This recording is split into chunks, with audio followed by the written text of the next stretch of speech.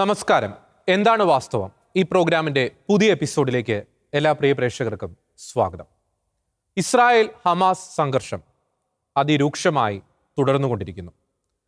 നമുക്ക് ഏവർക്കും അറിയാവുന്നതുപോലെ ഈ ഒരു സംഘർഷം ഇപ്പോൾ പൊട്ടിപ്പുറപ്പെടാനുള്ള പ്രധാനപ്പെട്ട കാരണം ഒക്ടോബർ 7-ാം തീയതി ഹമാസ് തീവ്രവാദികൾ ഇസ്രായേലിന് നേരെ അഴിച്ചുവിട്ട കൊടും ക്രൂരതകളാണ്. ഇസ്രായേലിന്റെ ചരിത്രത്തിൽ മാത്രമല്ല, ലോക ചരിത്രത്തിൽ ഒരിക്കൽ പോലും കേട്ടുകേൾവിയില്ലാത്ത തരത്തിലുള്ള കൊടും ക്രൂരതകളാണ് ഹമാസ് ഭീകരവാദികൾ അന്നേ ദിനം ഇസ്രായേലിന് നേരെ അഴിച്ചുവിട്ടത്. എന്താണ് വാസ്തവം? ഈ ഒരു വിഷയം ചർച്ചയ്ക്കെടുക്കാനുള്ള പ്രധാനപ്പെട്ട കാരണം ഇതാണ്. ഈ ഒക്ടോബർ 7-ാം തീയതി ഹമാസ് ഭീകരർ ഇസ്രായേലിന് നേരെ അഴിച്ചുവിട്ട ക്രൂരതകളെക്കുറിച്ച് പലർക്കും കൃത്യമായ വസ്തുതകളുടെ അടിസ്ഥാനത്തിൽ ഇപ്പോഴും വ്യക്തമായിട്ടില്ല എന്നത് തന്നെയാണ് കാരണം.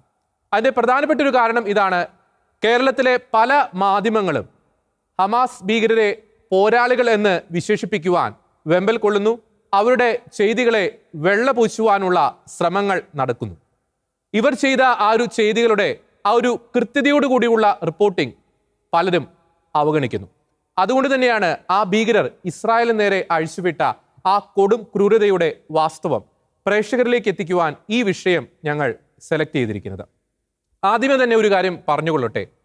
ഒരു നിരപരാധിയുടെയും ഒരു സാധാരണക്കാരൻ്റെയും മരണം ഒരിക്കലും ആഘോഷിക്കപ്പെടാൻ പാടില്ല. പാലസ്തീനിലെ സാധാരണക്കാരുടെ മരണത്തിലും ഇസ്രായേലിലെ സാധാരണക്കാരുടെ മരണത്തിലും ആദരാഞ്ജലികൾ അർപ്പിച്ചുകൊണ്ട് ഈ എപ്പിസോഡ് ആരംഭിക്കുന്നു. എൻ്റെ പേര് ജോർജി. എന്നോടൊപ്പമുള്ളത് അരുൺ റോസ്. ഒക്ടോബർ 7-ാം തീയതി, അതാണ് ഇപ്പോൾ ലോകം വളരെയധികം ആശങ്കയോടെ നോക്കി നിൽക്കുന്ന ഇസ്രായേൽ ഹമാസ് സംഘർഷത്തിന്റെ ഒരു തുടക്ക പോയിന്റ് അതാണ്. നമുക്ക് ആ ഒരു പോയിന്റ് ചർച്ചയ്ക്ക് എടുക്കുമ്പോൾ, ഈ ഹമാസ് ഭീകരർ അന്നേ ദിവസം ഏകദേശം ഒരു പുലർച്ചെ 6 മണി, അതാണ് എക്സാക്റ്റ് ആയിട്ടുള്ള ഒരു ടൈം, 6 മണി മുതൽ ഈ ഹമാസ് ഭീകരർ എത്തരത്തിലാണ് ഇസ്രായേലിനെ ആക്രമിക്കാൻ ശ്രമിച്ചത്, അല്ലെങ്കിൽ ആക്രമണം അഴിച്ചുവിട്ടത് എന്നതിനെ പറ്റി നമുക്ക് ആദ്യഘട്ടത്തിൽ നമുക്ക് ചർച്ച ചെയ്യാം. ഏറ്റവും വളരെ ബ്രീഫായിട്ട് പറയുകയാണെങ്കിൽ, ഈ 6 മണിക്ക് തന്നെ ഈ കരമാർഗവും വ്യോമമാർഗവും കടൽ മാർഗവും ഈ ഹമാസ് ഭീകരർ ഇസ്രായേലിലേക്ക് അതിക്രൂരമായ ആക്രമണങ്ങളാണ് അഴിച്ചുവിട്ടത്. അതിന്റെ ഏറ്റവും സ്റ്റാർട്ടിംഗ് ആയിട്ട് ഈ ആക്രമണം തുടക്കമിടാൻ വേണ്ടി അവർ ചെയ്തൊരു കാര്യമുണ്ട്. ഈ ഗാസയിൽ നിന്നും ഏകദേശം 5000-ഓളം റോക്കറ്റുകൾ ഇവർ ഏകദേശം 20 മിനിറ്റ് ആ ഒരു സമയത്തിനുള്ളിൽ തന്നെ ഇസ്രായേലിലേക്ക് തൊടുത്തുവിട്ടു.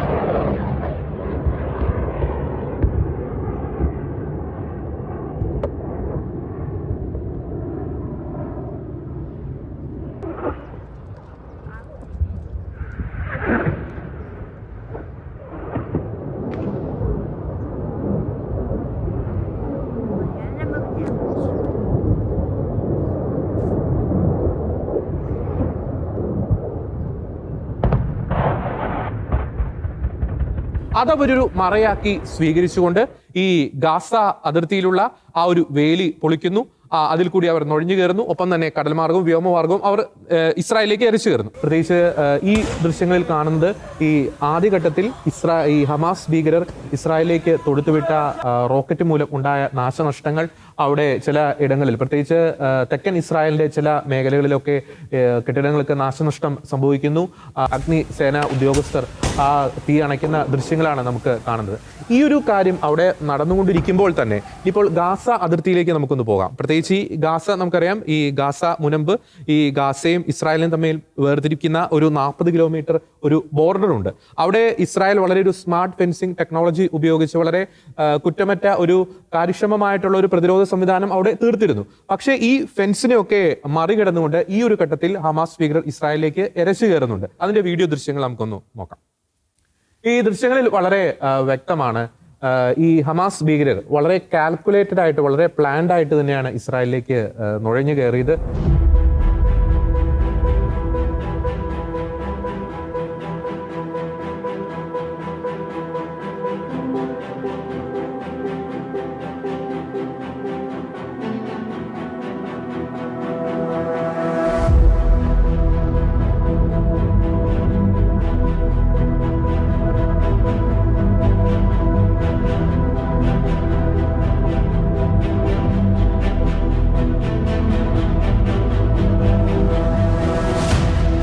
ഹമാസ് ഭീകരർ ഇത്തരത്തിൽ എരച്ചു കയറുമ്പോൾ അവരുടെ കയ്യിലുള്ള ആയുധങ്ങൾ ഒന്ന് ശ്രദ്ധിച്ചു നോക്കിക്കേ. പ്രത്യേകിച്ച് ഈ RPG, ഗ്രനേഡുകൾ, തോക്കുകൾ, വളരെ മാരകമായിട്ടുള്ള ആയുധങ്ങളാണ് അവരുടെ കയ്യിലുള്ളത്. വളരെ കൃത്യമായിട്ടുള്ള കാൽക്കുലേറ്റഡ് ആയിട്ടുള്ള ഒരു മൂവാണ് ഇവർ നടത്തിയതെന്ന് കൃത്യമായി തന്നെ വ്യക്തമാണ്. അതായത് മാക്സിമം ഒരു ഹ്യൂമൻ ഡാമേജ് ഇസ്രായേൽ ഉണ്ടാക്കുക എന്ന വ്യക്തവും കൃത്യമായ ലക്ഷ്യം അവർക്കുണ്ടായിരുന്നു, അല്ലേ? അതെ, നമുക്ക് മനസ്സിലായിടത്തോളം ഏകദേശം ഒരു 2 വർഷത്തെ ഒരുക്കങ്ങൾക്ക് ശേഷമാണ് ഹമാസ് ഈ ആക്രമണ പരമ്പര അഴിച്ചുവിടുന്നത്. അതുകൊണ്ട് തന്നെ അവർ വളരെ ടാർഗറ്റും കാൽക്കുലേഷനും എല്ലാം അവരുടെ എല്ലാം കൃത്യമായിരുന്നു എന്ന് വേണമെങ്കിൽ നമുക്ക് പറയാം. അവർ തിരഞ്ഞെടുത്ത സമയം, അതിനുശേഷം അവർ അതിൻ്റെ ഉള്ളിൽ എൻ്റർ ചെയ്തതിന് ശേഷം അവർ ആദ്യം ചെയ്ത കാര്യങ്ങൾ അതെല്ലാം നമ്മൾ കണ്ടുകൊണ്ടിരുന്നത് തന്നെയാണ്. ഈ ഒരു ഘട്ടത്തിൽ ഈ ഇസ്രായേലിനെതിരെ ഇത്തരത്തിലൊരു സർപ്രൈസ് അറ്റാക്ക് ഹമാസ് ഭീകരർ നടത്തുന്ന ആ ഒരു സമയത്ത് ഒക്ടോബർ 7-ാം തീയതി പലരുടെയും മനസ്സിൽ വന്ന ഒരു ചോദ്യമാണ്. വളരെ കുറ്റമറ്റ രഹസ്യാന്വേഷണ വിഭാഗം ഇസ്രായേലിനോട്, പ്രതിരോധ സംവിധാനങ്ങൾ ഇസ്രായേലിനോട്, പക്ഷേ എന്തുകൊണ്ട് ഈ ഹമാസ് ഭീകരർ സർപ്രൈസ്ഡ് ആയിട്ടുള്ള ഒരു അറ്റാക്ക് നടത്തിയെന്നൊരു കാര്യം അത് അരുൺ പറഞ്ഞതിൻ്റെ തുടർച്ചയായിട്ട് ഞാനൊന്ന് സൂചിപ്പിക്കാൻ ആഗ്രഹിക്കുകയാണ്. പ്രത്യേകിച്ച് ഈ 2021 ശേഷം ഈ ഹമാസ് ഭീകരരുടെ ഭാഗത്തുനിന്ന് വളരെ ടാക്ടിക്കലായിട്ടുള്ള ചില അപ്രോച്ച് ഇസ്രായേലിന് നേരെ ഉണ്ടായിരുന്നു. അത് ഞങ്ങൾ വളരെ പൂർണ്ണ തോതിലുള്ള അല്ലെങ്കിൽ വലിയ രീതിയിലുള്ള ഒരു അറ്റാക്സ് ഇനി ഞങ്ങൾ നടത്തുകയില്ല എന്ന തരത്തിലൊരു തോന്നൽ ഇസ്രായേൽ സൈന്യത്തിന്റെ അല്ലെങ്കിൽ ഇസ്രായേൽ പ്രതിരോധ സേനയിൽ സൃഷ്ടിക്കാൻ അവർക്ക് സാധിച്ചിരുന്നു. വളരെ പ്രധാനപ്പെട്ട ഒരു കാര്യം എടുത്തു പറയേണ്ടതുണ്ട്. പ്രത്യേകിച്ച് 2021 ശേഷം ഈ ഗാസ എക്കണോമിയെ ബൂസ്റ്റ് ചെയ്യാൻ വേണ്ടി ഇസ്രായേൽ വളരെയധികം കാര്യങ്ങൾ ഈ ഗാസയ്ക്ക് വേണ്ടിയിട്ട് ചെയ്തിരുന്നു. പ്രത്യേകിച്ച് ഗാസ ഭാഗത്തു നിന്നുള്ള വർക്കേഴ്സ് അല്ലെങ്കിൽ അവിടെയുള്ള ജനങ്ങൾ ഇസ്രായേലിൽ വന്ന് ജോലി ചെയ്യാനുള്ള പെർമിറ്റ് കൊടുക്കുന്നു. ഈ ഗാസയിൽ കിട്ടുന്നതിനേക്കാൾ 10 ഇരട്ടി ശമ്പളം ഇസ്രായേലിൽ കൊടുക്കുന്നു. അപ്പോൾ ഹമാസ് ഈ ഒരു തോന്നൽ ഇസ്രായേലിൽ സൃഷ്ടിച്ചു. അതായത് ഇനി വലിയ രീതിയിലുള്ള ഒരു അറ്റാക്സ് ഞങ്ങളുടെ ഭാഗത്തുനിന്ന് ഉണ്ടാവില്ല, ഞങ്ങൾ അതിന് കേപ്പബിൾ അല്ല, അല്ലെങ്കിൽ അത്തരത്തിലൊരു തോന്നൽ സൃഷ്ടിക്കാൻ അവർക്ക് സാധിച്ചു. അപ്പോൾ ഇസ്രായേലിനെ സംബന്ധിച്ചിടത്തോളം ഈ ഹമാസ് അവർ മുന്നോട്ട് വെച്ചാൽ അവർ കൊണ്ടുവന്ന ഈ 2 വർഷക്കാലം അവർ കൊണ്ടുവന്ന ഒരു മൂടുപടമുണ്ട്. അതായത് തങ്ങൾ ഇസ്രായേലിനെതിരെ അറ്റാക്ക് ചെയ്യത്തില്ല എന്നൊരു മൂടുപടം. അതിൽ ഇസ്രായേൽ വീണുപോയോ എന്നൊരു സംശയം നിലനിൽക്കുന്നുണ്ട്. ഒപ്പം തന്നെ വളരെ പ്രധാനപ്പെട്ട ഒരു കാര്യമുണ്ട്. ഈ ഗാസ എക്കണോമിയെ, ഗാസയിലെ സാധാരണക്കാരായ ജനങ്ങളെ സഹായിക്കാൻ വേണ്ടി ഇസ്രായേൽ ചെയ്ത ചില പദ്ധതികളുണ്ട്. നാം നേരത്തെ പറഞ്ഞതുപോലെ ഗാസയിൽ നിന്നുള്ള ജനങ്ങൾ, സാധാരണക്കാരായ ജനങ്ങൾക്ക് ഇസ്രായേലിൽ വന്ന് ഇസ്രായേലിന്റെ അതിർത്തി മേഖലകളിൽ വന്ന് വർക്ക് ചെയ്യാനുള്ള, പ്രത്യേകിച്ച് കിബുട്സ്, വേരി, കഫാർ, അസ പോലുള്ള മേഖലകളിൽ വന്ന് വർക്ക് ചെയ്യാനുള്ള പെർമിറ്റ് കൊടുക്കുന്നു. അവർക്ക് ഒരു ദിവസത്തെ പെർമിറ്റ് കൊടുക്കുന്നു. അവർ വർക്ക് ചെയ്തതിനു ശേഷം തിരിച്ചു പോകുന്നു. നമ്മളിത് പറയാനുള്ള പ്രധാനപ്പെട്ട ഒരു കാര്യമുണ്ട്. ഇത്തരത്തിലുള്ള വളരെയധികം ക്രൂരതകൾ നടത്തിയ ഹമാസ് ഭീകരർക്ക് അവർ നടത്തിക്കൊണ്ടിരിക്കുന്ന അറ്റാക്സ്, അതിൽ നിന്ന് ഈ ഇസ്രായേലി സൈനിക ഉദ്യോഗസ്ഥർക്ക് മനസ്സിലായ ഒരു കാര്യമുണ്ട്. ഇവർക്ക് ഇസ്രായേലിന്റെ മുക്കും മൂലയും അറിയാവുന്ന രീതിയിലാണ് ഇവർ അതിൻ്റെ ഉള്ളിൽ കയറി അറ്റാക്ക് ചെയ്യുന്നത്. പ്രത്യേകിച്ച് ഇസ്രായേലിലെ ചില വീടുകൾ അല്ലെങ്കിൽ വീടുകൾ നിൽക്കുന്ന ചില കോംപ്ലക്സുകൾ, അവിടെ എവിടെയാണ് ജനവാസമുള്ളത്, എവിടെ നിന്നായിരിക്കും മിലിറ്ററി വരാൻ സാധ്യതയുള്ളത്, എവിടെ നിന്നായിരിക്കും തിരിച്ചടി വരാൻ സാധ്യതയുള്ളത്, അവർക്ക് കൃത്യമായിട്ട് അറിയാം. എവിടെയാണ് ജനങ്ങൾ താമസിക്കുന്നത്, എവിടെയാണ് അതിൻ്റെ ഗേറ്റ്സ് ഉള്ളത്, എവിടെയാണ് ഈ കൃത്യമായിട്ടുള്ള ഈ മതിലുകളെല്ലാം ഉള്ളത്. അപ്പോൾ ഒരു ഇന്നർ സൈഡിൽ നിന്ന്, അതായത് ഇസ്രായേലിന്റെ ഉള്ളിൽ നിന്ന് ഇസ്രായേലിനെ കുറിച്ച് കൃത്യമായിട്ട് ഇവർക്ക് കൃത്യമായ ഇന്റലിജൻസ് റിപ്പോർട്ട് അല്ലെങ്കിൽ ഇന്റലിജൻസ് വിവരങ്ങൾ കിട്ടിയതിന്റെ അടിസ്ഥാനത്തിലാണ് ഇവർ അവിടെ ഇസ്രായേലിന്റെ വില്ലേജിലും ഒപ്പം തന്നെ കുടുംബങ്ങളൊക്കെ താമസിക്കുന്ന മേഖലകളിലും അറ്റാക്സ് നടത്തിയത്. നമുക്ക് വീണ്ടും ആ ദൃശ്യങ്ങളിലേക്ക് ഒന്ന് പോകേണ്ടിയിരിക്കുന്നവരുണ്ട്. അന്നത്തെ ഒരു അറ്റാക്ക് നമ്മൾ നേരത്തെ പറഞ്ഞു. ആദ്യമേ റോക്കറ്റ്, വളരെയധികം 5000-ഓളം റോക്കറ്റ് വിക്ഷേപിക്കുന്നു. പിന്നെ അവർ ചെയ്തൊരു കാര്യമുണ്ട്. ഈ ഡ്രോണുകൾ ഉപയോഗിച്ച് ഈ അതിർത്തി മേഖലകൾ നമുക്കറിയാം, ഈ ഒബ്സർവേഷൻ പോസ്റ്റുകൾ, നിരീക്ഷണ സംവിധാനങ്ങളൊക്കെയുണ്ട്. ആ ഒബ്സർവേഷൻ പോസ്റ്റുകളിൽ സേവനം ചെയ്യുന്ന അല്ലെങ്കിൽ അവിടെ കാവൽ നിൽക്കുന്ന സുരക്ഷാ ഉദ്യോഗസ്ഥരെ ആദ്യം ഒരു ഡ്രോൺ ഉപയോഗിച്ച്, പിന്നീട് അവർ നടത്തിയൊരു കാര്യമുണ്ട്. ഈ ഫെൻസ് സംവിധാനം അവിടെ ഒരു പാളിച്ച ഉണ്ടായി കഴിഞ്ഞാൽ, അവിടെ ആ പ്രതിരോധ സംവിധാനം പാളിച്ച ഉണ്ടായി കഴിഞ്ഞാൽ ആദ്യം റെസ്പോണ്ട് ചെയ്യാൻ സാധ്യതയുള്ള മിലിറ്ററി ബേസുകളുണ്ട്, ഇസ്രായേൽ മിലിറ്ററി ബേസുകളുണ്ട് അവിടെ അതിർത്തി മേഖലകളിൽ. അതിനെതിരെ ആദ്യം അറ്റാക്ക് നടത്തി.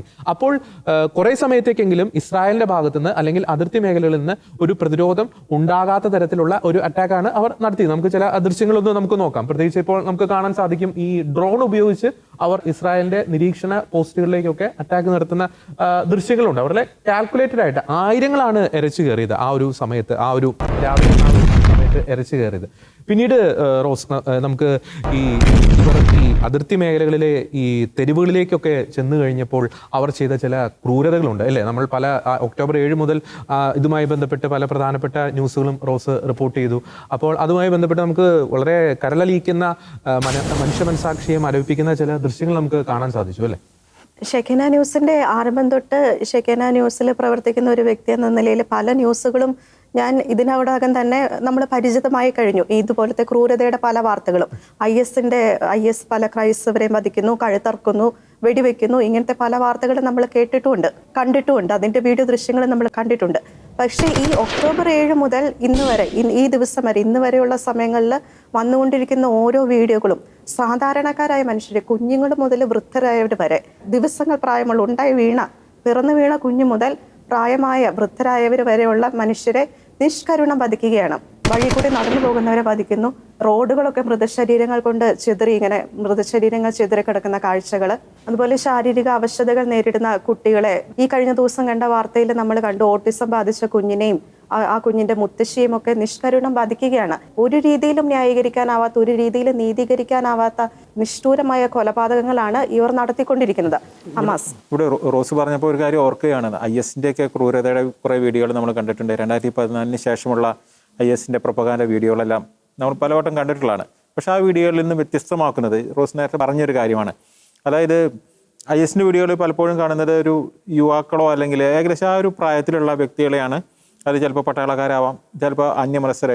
നമുക്കറിയാം കോപ്റ്റിക് ക്രൈസ്തവരെയൊക്കെ കൊന്ന ഒരു കാര്യങ്ങളൊക്കെ നമുക്ക് 21 കോപ്റ്റിക് ക്രൈസ്തവരെ കൊന്നു. അവർ ആ വിശ്വാസം ഉപേക്ഷിക്കാൻ, അതായത് ക്രൈസ്തവ വിശ്വാസം അവർ തള്ളി പറയാൻ തയ്യാറാകില്ല. ഇതായിരുന്നു അവരുടെ ഐഡിയോളജിയുമായിട്ട്. ആ ഒരു കോൺഫ്ലിക്റ്റിലാണ് ഈ കോപ്റ്റിക് ക്രൈസ്തവർ കൊല്ലപ്പെടുന്നത്. അപ്പോൾ IS ചെയ്തുകൊണ്ടിരുന്ന, അല്ലെങ്കിൽ ഇപ്പോഴും IS ഉണ്ട്, IS ഇപ്പോഴും ചെയ്തുകൊണ്ടിരിക്കുന്ന ക്രൂരതകളൊക്കെ 10 മടങ്ങ് നമുക്ക് പറഞ്ഞാൽ അത്രയിലും നിൽക്കുമെന്ന് എനിക്ക് അറിഞ്ഞൂടാ. കാരണം ഇനി നമ്മൾ കണ്ട വീഡിയോകൾ പ്രേക്ഷകർക്കും കൂടി കാണിച്ചു കൊടുക്കുകയാണ്. അപ്പോൾ ഇത്രത്തോളം ക്രൂരത കാണിച്ച ഈ വ്യക്തികളെ കേരളത്തിൽ ഇപ്പോഴും അവർ പോരാളികളാണ്. അതാണ് നമുക്ക് ഒരു പോരാളി എന്ന് പറഞ്ഞു കഴിഞ്ഞാൽ പല രീതിയിലുള്ള പോരാളികളുണ്ട്. ഒരു പക്ഷേ ആ പോരാളികളൊക്കെ ഉണ്ടാകുന്നത് ഏതെങ്കിലുമൊക്കെ അടിച്ചമർത്തലിൻ്റെയൊക്കെ ഭാഗമായിട്ടായിരിക്കും അവർ ഉണ്ടാകുന്നത്, ആ പോരാളികളുണ്ടാകുന്നത്. പക്ഷേ ഗറില്ല പോരാളികളെ നമുക്കറിയാം. പക്ഷെ അവരെയൊക്കെ ഇവർ തോൽപ്പിച്ചു കളഞ്ഞു. ഇത്രയും ക്രൂരതകൾ, അത് കൊച്ചുകുട്ടികളോട്. ഏറ്റവും 85 വയസ്സുള്ള ഒരു വൃദ്ധ സ്ത്രീയെ അവർ പിടിച്ചുകൊണ്ടുപോകുന്ന വീഡിയോ ഉണ്ട്, കാറിലിട്ട് കത്തിച്ച വീഡിയോകളുണ്ട്. നമുക്ക് കാണാതിരിക്കുകയാണ്. ഈ വീഡിയോകളും കൂടി പോയതിന് ശേഷം നമുക്ക് നമുക്ക് ആ അതിർത്തി മേഖലയിൽ നിന്ന് തന്നെ നമുക്ക് സ്റ്റാർട്ട് ചെയ്യാമെന്ന് എനിക്ക് തോന്നുന്നു. ആദ്യത്തെ ദൃശ്യങ്ങൾ പുറത്തു വന്നത് ഈ ഇസ്രായേൽ ഹമാസ് സംഘർഷവുമായി ബന്ധപ്പെട്ട് എല്ലാ മീഡിയാസും തന്നെ പുറത്തുവിട്ട ചില ദൃശ്യങ്ങളാണ്. ഈ അതിർത്തി മേഖലയിലെ ഒരു ഇസ്രായേലി ടാങ്കാണ് കാണുന്നത്. ആ ടാങ്ക് ഈ ഹമാസ് ഭീകരർ പിടിച്ചെടുക്കുന്നു. അതിൽ നിന്നും ഈ ഇസ്രായേലി സൈനികരെ വലിച്ചഴിച്ച് നിലത്തിട്ട് ചവിട്ടുന്ന ക്രൂരമായിട്ടുള്ള ദൃശ്യങ്ങളുണ്ട്. നമ്മളിത് ദൃശ്യം കാണുമ്പോൾ ഈ ഹമാസ് അല്ലെങ്കിൽ ഈ ഗാസ ഇസ്രായേൽ അതിർത്തി വേലി ഏകദേശം 40 കിലോമീറ്ററോളം നീളമുണ്ട്. ഈ 40 കിലോമീറ്റർ നീളമുള്ള ഈ അതിർത്തി വേലിയിൽ ഏകദേശം 29ഓളം പോയിന്റ്സിലാണ് ഇവർ അറ്റാക്ക് നടത്തിയത്. മാത്രമല്ല ഇവർ ഇതിനുള്ളിൽ കയറിയതിനു ശേഷം പല ടീമുകളാക്കി ഇവരെ തിരിക്കുകയാണ് ഉണ്ടായത്. പ്രത്യേകിച്ച് ഈ സർദത്ത് പോലുള്ള മേഖലകളിലേക്ക് ഒരു ടീമിനെ അയക്കുന്നു. അവിടുത്തെ പോലീസ് സ്റ്റേഷൻ അറ്റാക്ക് ചെയ്യുന്നു. അവിടുത്തെ 30ഓളം പോലീസുകാർക്ക് നേരെ ആക്രമണം അയച്ചുവിടുന്നു. ഈ കിബുട്സ് വേരി പോലുള്ള സെറ്റിൽമെന്റ്സ്, അവിടെ 1000ഓളം പോപ്പുലേഷനാണ് അവിടെ ഉള്ളത്. അവിടെ ഏകദേശം 100ലധികം ആളുകൾ അവിടെ മരണപ്പെടാൻ ഇടയായി. കഫറസ പ്രദേശം, അവിടെ ആ പ്രദേശത്തിന്റെ 4 സൈഡിൽ നിന്നും അവർ അറ്റാക്സ് നടക്കുന്നത്. ഏകദേശം 70ഓളം തീവ്രവാദികളാണ് ആ മേഖലയിൽ തന്നെ അറ്റാക്ക് നടത്തിയത്. നെഹർ ഓസ് എന്ന് പറഞ്ഞൊരു പ്രദേശമുണ്ട്. അവിടെ സംഭവിച്ചത് എന്താണെന്ന് വെച്ച് കഴിഞ്ഞാൽ ഇവർ വീടുകൾക്ക് തീയിട്ടു. നേരത്തെ ഒരു കാര്യം കൂടിയുണ്ട്, പ്രത്യേകിച്ച് നമ്മൾ പറയുമ്പോൾ ഇസ്രായേലിന്റെ ഒരു പ്രത്യേകതയുണ്ട് അല്ലേ റോസ്, ഈ സേഫ് റൂംസ് അല്ലേ, അതിനെപ്പറ്റി ഒന്ന്. ലോകത്തിൽ ഇത്രയധികം ഒരു സേഫ്റ്റി മെഷേഴ്സ് എടുത്തിട്ടുള്ള ഒരേ ഒരു രാജ്യമാണ് ഇസ്രായേൽ. അവിടുത്തെ ജനങ്ങളുടെ സുരക്ഷയ്ക്ക് വേണ്ടി. കാരണം അവരെപ്പോഴും ഒരു ആക്രമണം പ്രതീക്ഷിക്കുന്ന രാജ്യമാണ്, അവർക്ക് ചുറ്റും ശത്രുക്കളാണ്. അപ്പോൾ ഇത്രയധികം സേഫ്റ്റി മെഷേഴ്സ് ഉള്ള ഒരേ ഒരു രാജ്യം ഇസ്രായേലാണ്. ഇസ്രായേലിലെ എല്ലാ വീടുകളിലും അതിന്റെ നിർമ്മാണം ഘട്ടത്തിൽ തന്നെ ബോംബ് ഷെൽട്ടറുകളോട് കൂടിയാണ് നിർമ്മിക്കുന്നത്. പുതിയതായി നിർമ്മിക്കുന്ന എല്ലാ വീടുകളും ബോംബ് ഷെൽട്ടറുകളോട് കൂടി നിർമ്മിക്കുന്ന ഒരേ ഒരു രാജ്യമാണ് ഇസ്രായേൽ. നമ്മൾ ഈ ബോംബ് ഷെൽട്ടറിന്റെ കാര്യം പറയാനുള്ള ഒരു കാര്യമുണ്ട്. നെഹൽ ഓസ് എന്ന് പറഞ്ഞാൽ ഈ സദേൺ ഇസ്രായേൽ സ്ഥിതി ചെയ്യുന്ന ഒരു സെറ്റിൽമെന്റ് ഏരിയ ഉണ്ട്. അവിടെ അവർ ചെയ്തൊരു ക്രൂര കൃത്യമുണ്ട്. പ്രത്യേകിച്ച് ഈ ബോംബ് ഷെൽട്ടർ അത് വളരെ സ്ട്രോങ് ആയിട്ടുള്ളൊരു റൂം ആണ് എന്ന് തന്നെ നമുക്ക് അനുമാനിക്കാം. അപ്പോൾ അവിടെ നിന്നും ജനങ്ങളെ പുറത്തിയാടിക്കാൻ വേണ്ടിയിട്ട് വീടുകൾക്ക് അവർ തീയിടുന്നു. അതായത് വീടുകളിൽ താമസിക്കുന്ന സാധാരണക്കാരായിട്ടുള്ള ജനങ്ങളുണ്ട്, സ്ത്രീകളുണ്ട്, കുഞ്ഞുങ്ങളുണ്ട്. പ്രത്യേകിച്ച് റോസ് നേരത്തെ പറഞ്ഞതുപോലെ ദിവസങ്ങൾ മാത്രം പ്രായമുള്ള കുഞ്ഞുങ്ങളുണ്ട്. അവരെയൊക്കെ കൂട്ടിയിട്ടാണ് ഇവർ ഈ സേഫ് റൂമിൽ താമസിക്കുന്നത്. ഈ വൃദ്ധരായിട്ടുള്ളവരുണ്ട്. അപ്പോൾ അവരെ അവിടുന്ന് പുകച്ചു ചാടിക്കുക എന്ന അക്ഷരാർത്ഥത്തിൽ നമുക്ക് പറയാൻ സാധിക്കും. ഈ അട്രോസിറ്റിനെ നമ്മൾ എങ്ങനെ ന്യായീകരിക്കും? കേരളത്തിൽ അത് ന്യായീകരിക്കാൻ ഇവിടുത്തെ രാഷ്ട്രീയ നേതാക്കന്മാരുണ്ട്. അത് നമ്മളെ ഭയങ്കര അത്ഭുതപ്പെടുത്തുകയല്ലേ, നമ്മളെ ഭയപ്പെടുത്തുകയാണ് ചെയ്യുന്നത്. കാരണം ഇവർ ആരെയാണ് ലക്ഷ്യം വെക്കുന്നത്? അതാണ് ഏറ്റവും പ്രധാനപ്പെട്ടത്. ഇവർ ലക്ഷ്യം വെക്കുന്നത് ഇസ്രായേലിനെ അല്ല. ഇവർ ഇസ്രായേൽ എന്ന രാജ്യത്തിന്റെ ഭരണാധികാരിയോ അല്ലെങ്കിൽ അവിടുത്തെ പട്ടാളത്തെയോ അവിടുത്തെ പോലീസിനെയോ ഒന്നുമല്ല, അവിടുത്തെ നിരപരാധികളായ മനുഷ്യരെയാണ് അവർ ലക്ഷ്യം വെക്കുന്നത്. എന്ന് പറഞ്ഞു കഴിഞ്ഞാൽ ഈ കൊച്ചുകുട്ടി, ഈ 9 മാസമോ അല്ലെങ്കിൽ 6 മാസമൊക്കെ പ്രായമുള്ള ഈ കുട്ടി അവരെ സംബന്ധിച്ച് ഒരു ജൂതനാണ്. ഈ ജൂതനായതുകൊണ്ട് മാത്രമാണ് ആ കുട്ടിയെ ആക്രമിക്കപ്പെട്ടത്. 85 വയസ്സുള്ള വൃദ്ധരെ മരിച്ചതും ഇതേ കാരണം കൊണ്ടാണ്, അവർ ജൂതരാണ് എന്ന ഒറ്റ കാരണം കൊണ്ടാണ് ഇവർ ആക്രമിക്കപ്പെടുന്നത്. അതുകൊണ്ട് തന്നെ നമുക്ക് ഇതൊരു രാജ്യത്തിന് എതിരെയുള്ള ഒരു യുദ്ധമായിട്ട് നമുക്ക് ഒരിക്കലും കാണാൻ കഴിയില്ല. ഇതൊരു വംശത്തിന് അല്ലെങ്കിൽ ഒരു മതത്തിനെതിരെയുള്ള യുദ്ധമായിട്ട് നമുക്ക് കാണാൻ കഴിയും. നമുക്ക് ഒരു പോയിന്റ്, നമ്മൾ മറ്റ് ക്രൂരതയുടെ ദൃശ്യങ്ങളിലേക്ക് പോകുന്നതിന്റെ ഒരു വിഷ്വൽ കൂടി നമുക്കൊന്ന് കാണിക്കേണ്ടിയിരിക്കുന്നു. പ്രത്യേകിച്ച് ഈ ഇസ്രായേൽ പട്ടാളം ഈ ഹമാസ് ഭീകരരെ കീഴടക്കിയതിനു ശേഷം അവരിൽ നിന്ന് പിടിച്ചെടുത്ത ചില ആയുധങ്ങളുടെ ചില വീഡിയോസ് ഇസ്രായേൽ പട്ടാളം പുറത്തുവിട്ടിരുന്നു. അത് നമുക്ക് ജസ്റ്റ് ഒന്ന് കാണാം. അതിൽ നിന്ന് പറയുന്നുണ്ട് ഈ കാണിക്കുന്ന ആയുധങ്ങൾ ഇവരുടെ നിന്ന് പിടിച്ചെടുത്ത 20% മാത്രമേ ആയിട്ടുള്ളൂ. അതിനകത്ത് നമുക്ക് കാണാം RPGs ഉണ്ട്, ഗ്രനേഡ്സ് ഉണ്ട്, തോക്കുകളുണ്ട്. ഇത് പ്രാദേശികമായിട്ട് നിർമ്മിക്കപ്പെട്ട പല ആയുധങ്ങളും അവരുടെ കയ്യിലുണ്ട്. ഒപ്പം എടുത്തു പറയേണ്ട ഒരു കാര്യമുണ്ട്, ദീർഘനാളത്തേക്ക് ഈ ജനങ്ങൾക്ക് നേരെ ആക്രമണം അഴിച്ചുവിടാൻ പാകത്തിന് ഈ ഫുഡ് ആൻഡ് മെഡിസിൻ സപ്ലൈയും അവരുടെ കയ്യിലുണ്ടായിരുന്നു. അപ്പോൾ അവർ കൃത്യമാണ് ഈ സദേൺ ഇസ്രായേലിലേക്ക് നുഴഞ്ഞു കയറുന്നത്. പ്രത്യേകിച്ച് നമ്മൾ ഈ പറഞ്ഞ കിബുട്സ് ബേരി, കഫർ അസ പോലുള്ള മേഖലകൾ എന്ന് പറയുന്നത് ഈ ഗാസ വേലിക്ക് ഏകദേശം 1 മൈൽ മുതൽ 3 മൈൽ വരെ ദൂരത്തിലാണ് ഈ സെറ്റിൽമെന്റ്സ് ഒക്കെ സ്ഥിതി ചെയ്യുന്നത്. അപ്പോൾ അവിടെ ആൾക്കാരെ കശാപ്പ് ചെയ്തതിനു ശേഷം വീണ്ടും ഉള്ളിലേക്ക് കയറി ദിവസങ്ങളോളം അവിടെ ആക്രമണം അഴിച്ചുവിടാൻ തക്ക വിധത്തിൽ തയ്യാറെടുപ്പ് നടത്തിയാണ് ഈ ഭീകരർ ഉള്ളിലേക്ക് നുഴഞ്ഞു കയറുന്നത്. നമുക്ക് വീണ്ടും ചില ക്രൂരതയുടെ ദൃശ്യങ്ങളുണ്ട്. നമ്മൾ നേരത്തെ ചില കാര്യങ്ങൾ സൂചിപ്പിച്ചു. ഇപ്പോൾ കാണുന്നത് ഈ തെരുവിൽ കൂടി ഭീകരരെ കണ്ട് ഓടി മാറുന്ന അല്ലെങ്കിൽ ഓടി രക്ഷപ്പെടുന്ന ഒരു വ്യക്തിയെ നിഷ്കരണം വെടിവെച്ച് വീഴ്ത്തുന്ന ഒരു ദൃശ്യമുണ്ട്. ആ വ്യക്തി അവിടെ വെടിയേറ്റ് വീഴുന്നു. തലയ്ക്ക് തന്നെയാണ് വെടി ഏറ്റിരിക്കുന്നത്. ആ വെടിയേറ്റ് വീണ് മരിച്ചു കഴിഞ്ഞ ആ വ്യക്തിയെ വീണ്ടും ക്രൂരതയുടെ ഭാഗമായിട്ട് ആ വ്യക്തിയുടെ വയറിന്റെ ഭാഗത്തേക്ക് വീണ്ടും ഭീകരർ വെടിവെക്കുന്ന ഒരു ദൃശ്യമാണ് ഇപ്പോൾ കാണുന്നത്. ഇതെങ്ങനെ ഇവർക്ക് സാധിക്കുന്നു എന്നാണ് നമുക്ക് മനസ്സിലാവാത്തത്. പ്രത്യേകിച്ച് അരുൺ പറഞ്ഞതുപോലെ ഒറ്റൊരു പോയിന്റ് ഉള്ളൂ ഇതിൻ്റെ അകത്ത്, ഇവർ ജൂതരാണെന്നുള്ള ഒറ്റൊരു പോയിന്റ്. മറ്റൊരു കാര്യം ഇവിടെ ശ്രദ്ധിക്കാനുള്ളത്, ഇവര് ഈ കൊലപാതകങ്ങൾ നടത്തുമ്പോഴൊക്കെ പലസ്തീന് വേണ്ടി അല്ലെങ്കിൽ ഏതെങ്കിലും ഒരു രാജ്യത്തിന് വേണ്ടി അല്ല അവരിത് ചെയ്യുന്നത് എന്നുള്ളതിന്റെ തെളിവാണ് അവര് അള്ളാഹു അക്ബർ എന്ന മുദ്രാവാക്യങ്ങൾ ഉരുവിട്ടുകൊണ്ടാണ് ഇതെല്ലാം ചെയ്യുന്നത്. അതിൽ തന്നെയുണ്ട് ഇതിലൊരു മതപരമായ എന്തോ ഒരു മോട്ടീവ് അതിലുണ്ട്. അല്ലാതെ ഒരു രാഷ്ട്രത്തെ ഇല്ലായ്മ ചെയ്യുക അല്ലെങ്കിൽ ഒരു രാഷ്ട്രീയ ലക്ഷ്യം മാത്രമല്ല ഇതിന് പിന്നിലുള്ളത് എന്ന് ആദ്യം തന്നെ വ്യക്തമാണ്.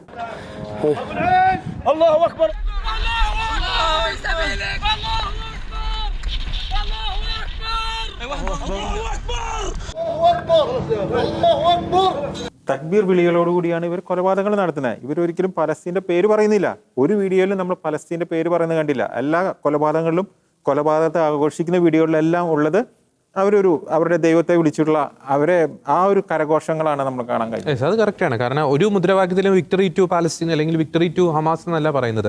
എല്ലാ മുദ്രാവാക്യത്തിലും കൊലപാതകം നടത്തുമ്പോഴും മരണസമയത്തും അവർ വിളിക്കുന്ന ഈ തക്ബീർ വിളികളുണ്ട്. അതാണ് നമ്മളെ ഏറ്റവും കൂടുതൽ സാധാരണ ജനങ്ങളെ, നിഷ്പക്ഷരായിട്ടുള്ള മതേതരമായി ചിന്തിക്കുന്ന സാധാരണ ജനങ്ങളെ ഭയപ്പെടുത്തുന്ന ഒരു കാര്യമുണ്ട്. നമുക്ക് മറ്റ് ചില ദൃശ്യങ്ങളിലേക്ക് കൂടി പോകാം. നമ്മളിപ്പോൾ കാണുന്നത് ഈ ഇസ്രായേൽ പട്ടാളം ഈ ഹമാസ് ഭീകരരെ കീഴ്പ്പെടുത്തിയതിനു ശേഷം അവരുടെ ബോഡിയിൽ നിന്ന് ലഭിച്ച ചില ക്യാമറ വിഷ്വൽസ് ആണ്. ഗോപ്രോ വഴി ഈ ഭീകരർ തന്നെ ഷൂട്ട് ചെയ്ത ചില വിഷ്വൽസ്. അതിൽ നിന്ന് കൃത്യമായി വ്യക്തമാണ് ഈ അതിർത്തി ഭേദിച്ച് അവർ ഇസ്രായേലിന്റെ തെരുവുകളിലേക്ക് എത്തുന്നു. വഴിയിൽ കൂടി പോകുമ്പോൾ, ബൈക്കിലാണ് സഞ്ചരിക്കുന്നത്, വഴിയിൽ കൂടി പോകുമ്പോൾ വെടിവെപ്പ് നടത്തുന്നുണ്ട്. ഒപ്പം പിന്നീട് അവർ ഈ ഇസ്രായേലി വീടുകൾ സ്ഥിതി ചെയ്യുന്ന ചില സെറ്റിൽമെന്റ് ഏരിയസിലേക്ക് പോകുന്നുണ്ട്. വളരെ ഭയം ജനിപ്പിക്കുന്ന ദൃശ്യങ്ങളാണ്.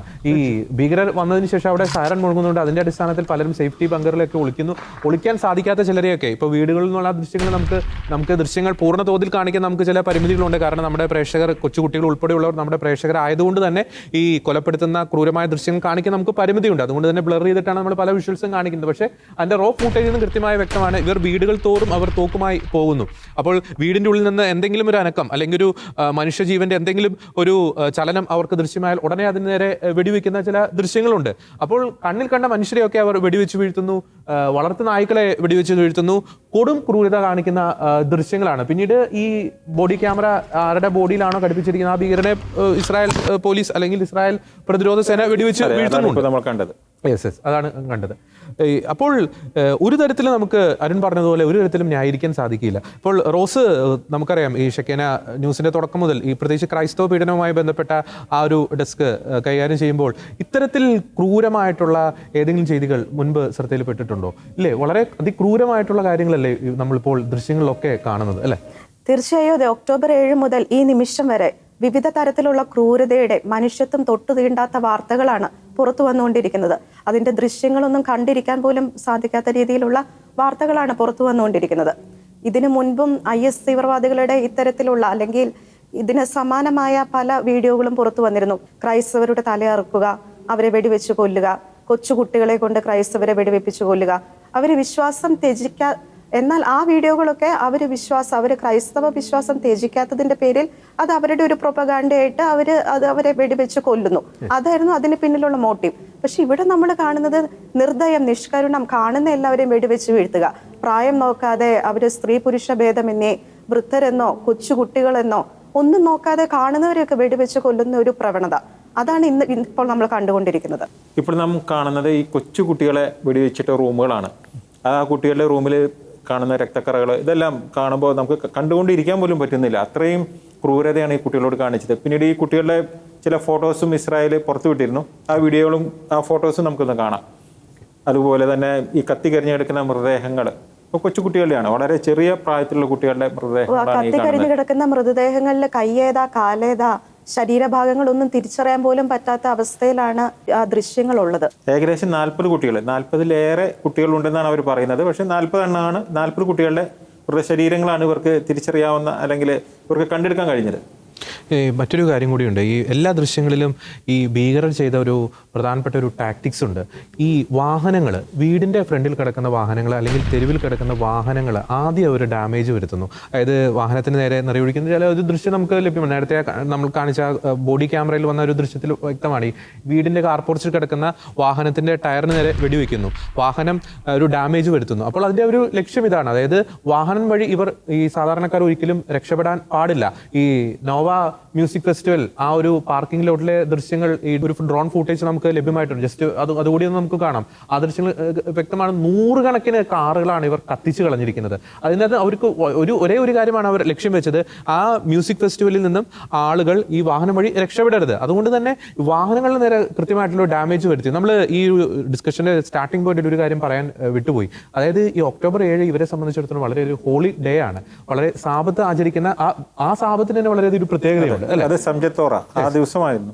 അതുകൊണ്ട് തന്നെ ഈ വീടുകളിൽ എല്ലാവരും ഉണ്ടാകുന്ന ഒരു സാഹചര്യം വളരെയധികം ശക്തമായിരുന്നു. അതായത് അതുകൊണ്ട് തന്നെയാണ് ഇവർ വീടുകളിലേക്ക് കയറി അറ്റാക്ക് നടത്തുന്നത്. നമ്മൾ കണ്ടു. കാരണം ഓരോ വീടുകൾ തോറും അവർ കയറി ഇറങ്ങുകയാണ്. അപ്പോൾ തെരുവിൽ കൂടി പോകുന്ന വരെ വെടിവെക്കുന്നുണ്ട്. പക്ഷെ തെരുവിൽ അധികം തിരക്കും നമ്മളൊന്നും കാണുന്നില്ല. പക്ഷേ ഈ വീടുകളിലേക്കാണ് അവർ കയറുന്നത്. ഓരോ സെറ്റിൽമെന്റ്സിലേക്കാണ് അത് കയറുന്നത്. അത് കിബുട്സ് ബേരി ആയിക്കോട്ടെ, കഫറസെ ആയിക്കോട്ടെ, ഏത് പ്രദേശം ആയിക്കോട്ടെ, അവിടെയൊക്കെ വീടുകളിലേക്ക് കയറി അറ്റാക്ക് നടത്തുന്ന ഒരു പ്രവണത. അപ്പോൾ ഈ സാബത്ത് ഡേ ആയതുകൊണ്ട് കുടുംബമായിട്ട് എല്ലാവരും ഒരുമിച്ച് പ്രാർത്ഥിക്കുന്ന, എല്ലാവരും ഒരുമിച്ച് സ്നേഹം പങ്കിടുന്ന, സന്തോഷം പങ്കിടുന്ന ആ ഒരു ദിവസമാണ് ഇസ്രായേലിനെ സംബന്ധിച്ചിടത്തോളം അവർ എപ്പോഴും മറക്കാൻ ആഗ്രഹിക്കുന്ന ഒരു കറുത്ത ദിനമായിട്ട് മാറിയത്. നമുക്ക് മറ്റ് ചില വിഷ്വൽ കൂടിയുണ്ട് അരുൺ, റോസ്. ഈ സദേൺ ഇസ്രായേലിൽ ഈ സംഭവം നടന്നതിന് ശേഷം, ഈ ആക്രമണം നടന്നതിന് ശേഷം ആദ്യമായി ആ മേഖലയിലെത്തിയ സദേൺ റെസ്പോൺസ് ടീമുണ്ട്, ഇസ്രായേൽ സുരക്ഷാ വിഭാഗത്തിൻ്റെ. അവർ കണ്ട ചില ദൃശ്യങ്ങളോ നമുക്ക് കണ്ടിരിക്കാൻ പോലും പറ്റില്ല. അതിൻ്റെ റോ ഫുട്ടേജ് നമ്മൾ കണ്ടതാണ്. അതുകൊണ്ട് തന്നെ നമുക്കതിൻ്റെ ഒരു തീവ്രത അത് ശക്തമായിട്ട് തന്നെ നമുക്ക് പറയാൻ സാധിക്കും. ആ ഒരു ഇപ്പോൾ കാണുന്ന ആ ഒരു കാറിൽ ഒരു നാല് ബോഡിയാണ് നമുക്ക് ദൃശ്യങ്ങളിൽ വ്യക്തമാകുന്നത്. ഈ കാറിൻ്റെ ബാക്ക് സീറ്റിൽ 2 പേർ ഉണ്ട്. അത് കത്തിക്കരിഞ്ഞിരിക്കുന്നു. അത് കുട്ടികളാണ്. യെസ്, അത് കുട്ടികളാണ്. ഫ്രണ്ട് സീറ്റിലും ഉണ്ട്. അവരെ ആ ബോഡി മുഴുവൻ കത്തിക്കരിഞ്ഞിരിക്കുന്നു. എനിക്കൊന്ന് കാറ് മുഴുവൻ അവർ എന്തെങ്കിലും ദ്രാവകം ഉപയോഗിച്ച് കത്തിച്ചതാവാനാണ് സാധ്യത. ഒപ്പം തന്നെ ആ കമ്മ്യൂണിറ്റിയുടെ, ആ ഒരു ലൊക്കാലിറ്റിയുടെ പല മേഖലകളിലും ഈ ബോഡി, ഇസ്രായേൽക്കാരുടെ ബോഡി ചിതറിക്കിടക്കുന്നു. ഈ വീടുകളുടെ ഉള്ളിൽ പോയി കഴിഞ്ഞാൽ കാണുന്ന ദൃശ്യങ്ങൾ ഭയം ജനിപ്പിക്കുന്നതാണ്. പ്രത്യേകിച്ച് ഒരു ചോര കളം അല്ലെങ്കിൽ ഈ മൃതദേഹം വലിച്ചഴിച്ചുകൊണ്ട് പോയ ചില പാടുകളുണ്ട്. അവിടെയൊക്കെ ചോരയൊക്കെ കട്ട പിടിച്ച് കിടക്കുന്നു. ഒപ്പം ഈ കുട്ടികൾ കിടക്കുന്ന റൂം, അവരുടെ ബെഡ്റൂം, അവരുടെ കളിസ്ഥലം, അവരുടെ കളിപ്പാട്ടങ്ങളൊക്കെ അവിടെ ചിതറിക്കിടക്കുന്നു. അവിടെ ആദ്യമായിട്ട് മാധ്യമപ്രവർത്തകർക്ക് എൻട്രി കൊടുത്തപ്പോൾ അവർ ചിത്രീകരിച്ച ചില ദൃശ്യങ്ങൾ കൂടിയാണ് നാം കാണുന്നത്. അവിടെ ഈ മാധ്യമപ്രവർത്തകർ അവിടുത്തെ ഒരു കേണലിനോട് ചോദിച്ചൊരു ചോദ്യമുണ്ട്. പ്രത്യേകിച്ച് ആ കേണൽ എന്താണ് അവിടെ കണ്ടതെന്ന് പറഞ്ഞപ്പോൾ കേണൽ എടുത്തു പറഞ്ഞൊരു കാര്യമുണ്ട്. ഈ തലയറക്കപ്പെട്ട കുട്ടികളുടെ ജഡം ഞാൻ കണ്ടു എന്ന് കൃത്യമായി തന്നെ പറയുന്നുണ്ട്. ബിഹെഡഡ് എന്നുള്ളൊരു വാക്കാണ് അദ്ദേഹം യൂസ് ചെയ്തത്. ജീവനോടെ ഇരിക്കുന്ന ഒരു വ്യക്തിയെ തൂമ്പ കൊണ്ട് ഇങ്ങനെ കഴുത്ത് വെട്ടി എടുക്കുന്ന ഒരു വീഡിയോ നമ്മൾ കണ്ടതാണ്. അത് പക്ഷേ നമുക്കത് പ്രക്ഷേപണം ചെയ്യാനുള്ള ഒരു ബുദ്ധിമുട്ടുണ്ട്. ഒപ്പം ഈ മറ്റൊരു ദൃശ്യം റോസ് കഴിഞ്ഞ ദിവസം ഡെസ്കിൽ പറഞ്ഞിരുന്നു. ഈ മരിച്ചു കിടക്കുന്ന വ്യക്തിയുടെ കണ്ണിനിട്ട് കുത്തുന്ന ഒരു വീഡിയോ അല്ലേ? ഒരു മൃതദേഹത്തോട് കാണിക്കേണ്ട സാമാന്യ മര്യാദ പോലും ഉപേക്ഷിച്ച് അല്ലെങ്കിൽ കാണിക്കാതെ ആ മരിച്ച മൃതദേഹത്തിൽ പോയി കണ്ണുകുത്തി കുത്തി അനേകം പ്രാവശ്യം കുത്തുന്ന ഒരു ദൃശ്യമുണ്ട്. ഓക്കെ, ഷാനി ലൂക്കിന്റെ ആ മൃതദേഹത്തോട് കാണിച്ച കാര്യങ്ങൾ എത്രത്തോളം ഭീകരമായിരുന്നു. ആ വെറും 22 വയസ്സുകാരിയാണ്. ഒരു ജർമ്മൻ ഇസ്രായേലി വനിതയായിരുന്നു ഈ ഷാനി ലൂക്ക് എന്ന് പറയുന്ന വനിത. അതിന്റെ ദൃശ്യങ്ങളിൽ നമുക്ക് കാണാൻ സാധിച്ചത് പൂർണ്ണ നഗ്നമായ അവളുടെ ശരീരം ഒരു ജീപ്പിൽ കയറ്റി ഈ ഹമാസ് തീവ്രവാദികൾ അതിനോട് കടുത്ത അനാദരവ് കാണിക്കുന്ന ദൃശ്യങ്ങളായിരുന്നു.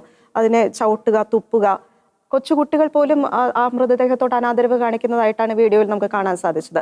പൂർണ്ണ നഗ്നമായിട്ട് പ്രദർശിപ്പിച്ചുകൊണ്ട് ഒരു പരേഡായിട്ട് ഈ ഹമാസ് തീവ്രവാദികൾ കൊണ്ടുപോകുകയാണ് ഈ വനിതയുടെ ശരീരം. ഈ ഹമാസ് തീവ്രവാദികളുടെ കാര്യം പറയുമ്പോൾ ഈ ദൃശ്യങ്ങളിലൊക്കെ നമുക്ക് കാണുന്ന ഈ ഹമാസ് തീവ്രവാദികളുടെ ഒരു മുഖമുണ്ട്. അവർ നമുക്ക് ഒറ്റ നോട്ടത്തിൽ തന്നെ മനസ്സിലാകും ഒരു 30 വയസ്സ് അല്ലെങ്കിൽ 20 വയസ്സിന് താഴെയുള്ള പയ്യന്മാരെ എന്ന് നമുക്ക് വിശേഷിപ്പിക്കാൻ സാധിക്കും. ഇവരാണ് ഇത്ര വലിയൊരു ക്രൂരത. ഒരു പ്രായമുള്ള ഒരാളെ പോലും നമ്മൾ കണ്ടില്ല. പ്രായമുള്ള ഒരാളെ പോലും നമുക്ക് ദൃശ്യങ്ങളിൽ കാണാൻ സാധിച്ചില്ല. ഏറ്റവും പ്രായം കുറവുള്ള ആളാണ് ഏറ്റവും കൂടുതൽ ക്രൂരത കാണിക്കുന്നു എന്ന് നമുക്ക് വേണമെങ്കിൽ പറയാൻ സാധിക്കും. ഒരു ഡ്രഗ്സ് ഉപയോഗിച്ചിരുന്നു എന്ന കാര്യം കൂടി തെളിഞ്ഞിട്ടുണ്ട്. അവരുടെ എല്ലാവരുടെയും പോക്കറ്റുകളിൽ ഡ്രഗ്സ് ഉണ്ടായിരുന്നു എന്ന് പറഞ്ഞു കഴിഞ്ഞാൽ ക്രൂരത കാണിക്കുവാനായിട്ട് അവരെ പ്രേരിപ്പിക്കുന്ന രീതിയിൽ അതിക്രൂരമായിട്ട് തന്നെ അവരത് പെരുമാറുന്നതിന് വേണ്ടിയിട്ട് അവരുടെ എല്ലാവരുടെയും പോക്കറ്റുകളിൽ, അതായത് മരിച്ച മൃതദേഹങ്ങളിലെല്ലാം ഡ്രഗ്സിന്റെ പാക്കറ്റുകൾ കാണാൻ കഴിയും. ഈ മറ്റൊരു ക്രൂരതയുടെ ഒരു ദൃശ്യം കൂടിയുണ്ട് അരുൺ റോസ്. ഈ ട്രാൻസ് നോവ മ്യൂസിക് ഫെസ്റ്റിവൽ, ഇപ്പം റെയിം ആ ഒരു മരുഭൂമിയിൽ വെച്ച് നടന്ന ട്രാൻസ് നോവ മ്യൂസിക് ഫെസ്റ്റിവൽ, അതിലേക്ക് കുറച്ചുകൂടി ഡീറ്റെയിൽ ആയിട്ട് നമുക്ക് വരാമെന്നാണ് എനിക്ക് തോന്നുന്നത്. അതിൻ്റെ ദൃശ്യങ്ങൾ പ്രേക്ഷകർക്ക് കാണാം. ഇപ്പോൾ കാണുന്ന ഒരു ദൃശ്യം ഏകദേശം ഷൂട്ട് ചെയ്തിരിക്കുന്നത്, അല്ലെങ്കിൽ ആ മ്യൂസിക് ഫെസ്റ്റിവലിൽ പങ്കെടുത്ത വ്യക്തിയുടെ ഒരു മൊബൈൽ ദൃശ്യങ്ങളാണ്, മൊബൈലിൽ ഷൂട്ട് ചെയ്ത ദൃശ്യങ്ങളാണ്. ഏകദേശം ഇപ്പോൾ ഒരു സമയം ഏകദേശം ഒരു 6:09 ഈ സമയം അവിടെ സാധാരണ പോലെ കാര്യങ്ങൾ നടക്കുന്നു. തലേദിവസം രാത്രി മുഴുവൻ അവിടെ പാർട്ടിയുണ്ട്. ആ പ്രദേശത്തൊരു മൈതാനം പോലെയുള്ള ഒരു ഏരിയ ആണ്. ടെന്റുകൾ അടിച്ച് അവിടെ ആളുകൾ താമസിക്കുന്നുണ്ട്. ഒപ്പം തന്നെ 6:09 ആ ഒരു സമയത്ത് പോലും അവിടെ ആൾക്കാർ, ജനങ്ങൾ, പ്രത്യേകിച്ച് യൂത്ത് ആയിട്ടുള്ളവർ അവിടെ നൃത്തം വെക്കുന്നു, പാട്ട് പാടുന്നു, സന്തോഷം പങ്കിടുന്നു, അത്തരം കാര്യങ്ങളൊക്കെ നടന്നു. ഏകദേശം 6:00 നമുക്ക് വീണ്ടും ദൃശ്യങ്ങൾ കാണാം. 6:00 അവിടെ ചെറുതായിട്ട് ഈ ഒരു സിറ്റുവേഷൻ ഒരു മാറ്റം വരികയാണ്. ഈ ദൃശ്യങ്ങൾ കാണാം. അവരുടെ തൊട്ട് ബാക്കിലായിട്ട് ആകാശത്ത് ഈ റോക്കറ്റുകൾ വരുന്നുണ്ട്. അപ്പോൾ ഈ റോക്കറ്റുകൾ വരുന്ന ആ ഒരു ഘട്ടത്തിൽ അവിടെ സൈറൻ മുഴങ്ങുന്നുണ്ട്. അപ്പോൾ ഒരു പാനിക് സിറ്റുവേഷൻ, ഒരു കൺഫ്യൂഷൻ സിറ്റുവേഷൻ വരുന്നുണ്ട്. പക്ഷേ ഇത്രത്തോളം ഭീകരമായിരുന്നില്ല 6:30 ആയപ്പോൾ അവിടെ അവസ്ഥകൾ. അപ്പം ഈ റോക്കറ്റിന്റെ ഒരു സൈറൻ മുഴങ്ങി കേട്ടപ്പോൾ കുറേ പേർ അവിടെ, നമുക്കറിയാം നേരത്തെ റോസ് പറഞ്ഞതുപോലെ പല ബോംബ് ഷെൽട്ടേഴ്സ് ഉണ്ട് പല വീടുകളിൽ. അപ്പോൾ പ്രാദേശികമായിട്ടുള്ള ചില ബോംബ് ഷെൽട്ടേഴ്സിൽ കുറേ പേർ, യൂത്ത് ആയിട്ടുള്ള പലരും അവിടെ അഭയം തേടുന്നൊരു സ്ഥിതിവിശേഷം. അപ്പോൾ നമുക്കറിയാം ബോംബ് ഷെൽട്ടേഴ്സ് വളരെ ഇടുങ്ങിയൊരു റൂമാണ്. അതിനുള്ളിലേക്ക് ആയിരങ്ങളാണ് അവിടെ മ്യൂസിക് ഫെസ്റ്റിവലിൽ പങ്കെടുത്തത്. അപ്പോൾ അതിൻ്റെ ഉള്ളിലേക്ക് 100 കണക്കിന് പേർ അവിടെ അഭയം തേടി എത്തുന്നു. ഈ ഭീകരർ ചെയ്ത ഒരു കൊടും ക്രൂരതയുണ്ട്. അഭയം തേടി ഏത് ബോംബ് ഷെൽട്ടറിനുള്ളിലാണോ ഈ ജനങ്ങൾ ഒത്തുകൂടിയത് അതിനുള്ളിലേക്ക് ഇവർ ഗ്രനേഡ് എറിയുന്നു. നമുക്കറിയാം ഒരു വലിയൊരു ആൾക്കൂട്ടം, ഞെരങ്ങി നിൽക്കുന്ന ഒരു ആൾക്കൂട്ടത്തിനിടയിൽ ഒരു ഗ്രനേഡ് എറിഞ്ഞു കഴിഞ്ഞാൽ അവിടെ സംഭവിക്കാൻ സാധ്യതയുള്ള മനുഷ്യജീവന്റെ നാശത്തിന്റെ തീവ്രത എത്രത്തോളം എന്ന് നമുക്ക് ഊഹിക്കാൻ സാധിക്കില്ല. അപ്പോൾ ആ ദൃശ്യം ഒന്ന് കാണാം. മറ്റൊരു കാര്യം കൂടിയുണ്ട്. അവരൊരു ബോംബ് ഷെൽട്ടറിന്റെ അടുത്തെത്തിയപ്പോൾ അവിടെ അതിൻ്റെ ഉള്ളിൽ ആരോ ഉണ്ട് എന്നവർക്ക് മനസ്സിലാകുന്നു. അപ്പോൾ അവർ വെടിവെക്കുന്നില്ല. അപ്പോൾ മാക്സിമം ക്രൂരത കാണിക്കാൻ, ആ ക്രൂരത കാണിച്ച് സന്തോഷിക്കാൻ വേണ്ടി അവർ ചെയ്തൊരു കാര്യമുണ്ട്. അതിൻ്റെ ഉള്ളിലേക്ക് ആ ഒരു തീവ്രവാദി മറ്റൊരു തീവ്രവാദിനെ വിളിച്ചുകൊണ്ട് വരുന്നു. മറു സൈഡിൽ ഒരു ഇസ്രായേൽക്കാരനായിട്ടുള്ളൊരു വ്യക്തിയെ അവർ മർദ്ദിക്കുന്നുണ്ട്, വെടിവെക്കുന്നുണ്ട്. അപ്പോൾ ആ ഒരു ഷെൽട്ടറിനുള്ളിൽ ആളുണ്ട് എന്ന് മനസ്സിലാക്കിയതിന് ശേഷം അവർ ഒരു ഗ്രനേഡ് അതിൻ്റെ ഉള്ളിലേക്ക് എറിയുന്നു. ആ ഗ്രനേഡ് എറിഞ്ഞ പാടെ അതിൻ്റെ ഉള്ളിലുള്ള ഒരു യൂത്തായിട്ടുള്ള ഒരു ഇസ്രായേൽക്കാരൻ ഓടുന്ന മുറയ്ക്ക് ആളെ വെടിവെച്ച് വീഴ്ത്തുന്ന ഒരു ദൃശ്യം. എങ്ങനെയാണിത് ന്യായീകരിക്കാൻ സാധിക്കുക? ഈ ഒരു ദൃശ്യങ്ങളെ നമുക്ക് ന്യായീകരിക്കാൻ സാധിക്കുക നമുക്ക് ഈ നോവ മ്യൂസിക് ഫെസ്റ്റിനോട് അനുബന്ധിച്ച് ഉണ്ടാക്കിയ താൽക്കാലികമായിട്ടുള്ള ടോയ്ലറ്റിന്റെ റോകളാണ് നമ്മളിപ്പോൾ കാണുന്നത്. അപ്പോൾ ആ ടോയ്ലറ്റുകളിലോട്ട് ഇവർ കണ്ടിന്യൂസ് ആയിട്ട് വെടിവെക്കുകയാണ്. അപ്പം കുറേ പേരൊക്കെ അവിടെ രക്ഷപ്പെടാൻ വേണ്ടി ടോയ്ലറ്റിനുള്ളിൽ അഭയം തേടിയവരെ പോലും ആ ടോയ്ലറ്റിനുള്ളിലേക്ക് കണ്ടിന്യൂസ് ആയിട്ട് വെടിവെച്ച് അതിൻ്റെ ഉള്ളിൽ മാക്സിമം മരണം ഉറപ്പുവരുത്താനുള്ളൊരു കാര്യം. ഈ നോവ മ്യൂസിക് ഫെസ്റ്റിവലിൽ ഇവർ ചെയ്ത മറ്റൊരു കാര്യമുണ്ട്. ഏകദേശം 260ഓളം പേരാണ് അവിടെ മരിച്ചതെന്നാണ് നമുക്ക് മനസ്സിലാക്കാൻ സാധിക്കുന്നത്. അവിടെ ഇസ്രായേൽക്കാർ മാത്രമല്ല മറ്റ് രാജ്യങ്ങളിൽപ്പെട്ടവരും അവിടെ മരണത്തിന് ഇരയായിട്ടുണ്ട്. അവർ ചെയ്തൊരു കാര്യമുണ്ട്. ഈ മ്യൂസിക് ഫെസ്റ്റിവൽ നടക്കുന്നത് ഒരു ഫീൽഡിലാണ്. അപ്പോൾ ഈ 3 സൈഡിൽ നിന്നും ഈ ഹമാസ് ഭീകരർ ഈ ഫീൽഡിനെ വളയുകയാണ്. അപ്പോൾ 3 സൈഡിൽ നിന്നും വളഞ്ഞു. ഒപ്പം തന്നെ ഇവർ ഈ ജനങ്ങൾക്ക് നേരെ വെടിയുതിർക്കുന്നതിന് മുമ്പ് ഇവർ ചെയ്തൊരു കാര്യം കൂടിയുണ്ട്. ഈ പാർക്കിംഗ് ലോട്ട്സിലുള്ള വാഹനങ്ങളെല്ലാം കേടുവരുത്തുന്ന ഒരു സ്ഥിതിവിശേഷം. അതിന് ടയറിനിട്ട് വെടിവെക്കുന്നു, കത്തിക്കുന്നു, അങ്ങനെ ഒരു സ്ഥിതിവിശേഷം. അപ്പോൾ ഈ തീവ്രവാദികൾ വളയാൻ വരുന്നു. ജനങ്ങൾ തങ്ങളുടെ കാറ് കിടന്നിരുന്ന സ്ഥലത്തേക്ക് ലക്ഷ്യമാക്കി ഓടുന്നു. അവിടെ എത്തുമ്പോഴാണ് കാറെല്ലാം ഡാമേജ് ആയിട്ട് നടക്കുന്നത്.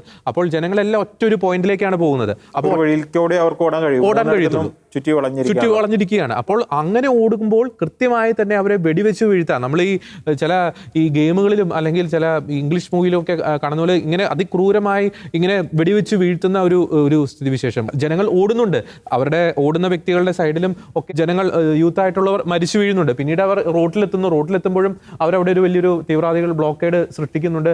അത് കണ്ട് അവർ വീണ്ടും തിരിഞ്ഞോടുന്നു. നിരവധി നിരപരാധികൾ, നിഷ്കളങ്കരായിട്ടുള്ള യൂത്തായിട്ടുള്ള ജീവിതത്തിൻ്റെ ആരംഭത്തിൽ നിൽക്കുന്ന പലരും അവിടെ മരിച്ചു വീഴുന്ന ഒരു ദയനീയമായിട്ടുള്ള സ്ഥിതിവിശേഷമാണ് അവിടെ നടന്നിരിക്കുന്നത്. അപ്പോൾ ട്രാൻസ്നോവ മ്യൂസിക് ഫെസ്റ്റിവൽ കൃത്യമായിട്ട് തന്നെ അവർ ലക്ഷ്യം വെച്ചിരുന്നു എന്ന് നമുക്ക് പറയാൻ സാധിക്കും. അതായത് അവിടെ എന്തൊക്കെ പരിപാടികൾ നടക്കുന്നു, എവിടെയൊക്കെയാണ് ജനവാസമുള്ളത്, ഇവരെവിടെയൊക്കെയാണ് ഉള്ളത് എന്ന കാര്യങ്ങളെല്ലാം കൃത്യമായിട്ടുള്ള ഒരു ഇൻ്റലിജൻസ് റിപ്പോർട്ട് ഇവിടേക്ക് ഗാസയിൽ നിന്നും ഇവിടെ ജോലിക്കായി വന്നിരുന്ന വ്യക്തികൾ കൃത്യമായിട്ട് അവർക്ക് കൈമാറി കഴിഞ്ഞ് ഈ ഡാറ്റ വെച്ചിട്ടാണ് ഇവരെ ഇതെല്ലാം എക്സിക്യൂട്ട് ചെയ്തിരിക്കുന്നത് നമുക്ക് വ്യക്തമാണ്. ഓക്കെ, ഒരു വാർത്ത കൂടി പുറത്തു വന്നിരുന്നു, ഈ ഗർഭിണിയായിട്ടുള്ള ഒരു സ്ത്രീയുടെ, അല്ലെ, അത് റോസ് റിപ്പോർട്ട് ചെയ്തു. അതൊന്ന് ഈ ഗർഭിണിയായ യുവതിയെ കണ്ടെത്തി ആ വാർത്ത പുറം ലോകത്തെ അറിയിച്ചത് ഇസ്രായേലിൽ പ്രവർത്തിക്കുന്ന സാക്കോ സന്നദ്ധ സംഘടനയിലെ കമാൻഡറായ യോസി ലാൻഡോ എന്ന വ്യക്തിയാണ്. അദ്ദേഹം രക്ഷാപ്രവർത്തനങ്ങൾക്കായി ഈ ആക്രമണം നടന്ന സ്ഥലത്ത് എത്തിച്ചേർന്നു. അവിടെ ഒരു ഒരു സ്ത്രീയുടെ മൃതശരീരം കമിഴ്ന്നു കിടക്കുന്നത് കണ്ടു എന്നാണ് യോസി ലാൻഡോ പറഞ്ഞത്. എന്നിട്ട് ഇവര് ആ മൃതദേഹം തിരിച്ചിട്ടപ്പോൾ കണ്ടു നിൽക്കാനാവാത്ത അത്ര ഹൃദയഭേദകമായ ഒരു ദൃശ്യമായിരുന്നു, കരളലിയിക്കുന്ന ദൃശ്യം. അതായത് പൂർണ്ണ ഗർഭിണിയായിരുന്ന ആ സ്ത്രീയുടെ കുഞ്ഞ് പൊക്കിൾക്കുടി ബന്ധം വേർപ്പെടുത്താതെ തന്നെ രണ്ടുപേരും അതിക്രൂരമായി കൊല്ലപ്പെട്ടിരിക്കുന്ന ദൃശ്യമായിരുന്നു. അമ്മ വെടിയേറ്റ് കൊല്ലപ്പെട്ടിരിക്കുന്നു, കുഞ്ഞ് കുത്തി കൊല്ലപ്പെട്ടിരിക്കുന്നു. അപ്പോൾ ആ യോസി ലാൻഡോ പറയുകയാണ്, ഈ അമ്മ കൊല്ലപ്പെടുകയാണോ ആദ്യം ചെയ്തത്, അതോ കുഞ്ഞിനെ കുത്തി കൊല്ലുകയാണോ ആദ്യം ചെയ്തത്? ആ കൊലപാതകത്തിന്റെ വേളയിൽ അവിടെ നടന്ന സംഭവങ്ങളൊക്കെ യോസി ലാൻഡോ മനസ്സിൽ ഭാവന കാണാൻ ശ്രമിച്ച് കരയുന്ന ദൃശ്യമാണ് നമുക്ക് പുറത്ത് കാണാൻ സാധിച്ചത്. ഈ മനുഷ്യ മനസാക്ഷിയുള്ള ഒരു വ്യക്തിക്ക് പോലും ചെയ്യാൻ സാധിക്കാത്ത കൊടും ക്രൂരതകൾ, അല്ലേ? കൊടും ക്രൂരതകളാണ്. തുടർന്നും യോസി ലാൻഡോ പറയുന്നു, ഈ ദൃശ്യം കണ്ട് അടുത്ത സ്ഥലത്തേക്ക് പോകുന്നതിനുള്ള ഊർജം കിട്ടുന്നതിനായി യോസി ലാൻഡോ കുറച്ചു നേരം പ്രാർത്ഥിച്ചു എന്നാണ് പറയുന്നത്. പ്രാർത്ഥിച്ചതിന് ശേഷം ഊർജം സ്വീകരിച്ചാണ് അടുത്ത സ്ഥലത്തേക്ക് പോയത്. അവിടെ ചെന്നപ്പോഴും ക്രൂരമായ ദൃശ്യം തന്നെയാണ് യോസി ലാൻഡോയ്ക്ക് കാണാൻ സാധിച്ചത്. അപ്പനെയും അമ്മയും കൈകൾ പുറകിൽ കെട്ടി ബന്ധിച്ച്, അപ്പനും അമ്മയും ഒരു ഭാഗത്ത്, രണ്ട് മക്കളെയും അതുപോലെ തന്നെ കൈകൾ പുറകിൽ കെട്ടി ബന്ധിച്ച നിലയിൽ, പിന്നെ അങ്ങനെ ബന്ധിച്ച നിലയിൽ തന്നെ 4 പേർക്കും ജീവനോടെ തീ വെച്ച ഒരു സംഭവമായിരുന്നു. 4 പേരും കത്തിയെരിഞ്ഞിരിക്കുന്ന ഒരവസ്ഥ. എന്നാൽ ഇതിലും ക്രൂരമായ മറ്റൊരു കാര്യം എന്ന് പറയുന്നത്, ഇവരെ കത്തിക്കുന്ന ഈ വേളയിൽ തന്നെ ഈ തീവ്രവാദികൾ തൊട്ടടുത്ത മേശയിൽ ഭക്ഷണം കഴിച്ചുകൊണ്ടിരുന്നു. ഈ ക്രൂര വിനോദം കണ്ട് അവർ സന്തോഷിച്ച് ഭക്ഷണം കഴിച്ചുകൊണ്ടിരുന്നു എന്നതാണ് ഇതിലും ദയനീയമായ മറ്റൊരു കാര്യം. അതോടൊപ്പം തന്നെ ഈ കുട്ടികളെയും ഈ മാതാപിതാക്കളെയും അതിക്രൂരമായിട്ട് ടോർച്ചർ ചെയ്ത കാര്യവും യോസി ലാൻഡോ പറയുന്നുണ്ട്. അപ്പോൾ ഈ കുട്ടികളുടെ മുൻപിൽ കുട്ടികൾ ഇരിക്കുന്നു, ഒരു സൈഡിൽ പാരൻസ് ഇരിക്കുന്നു.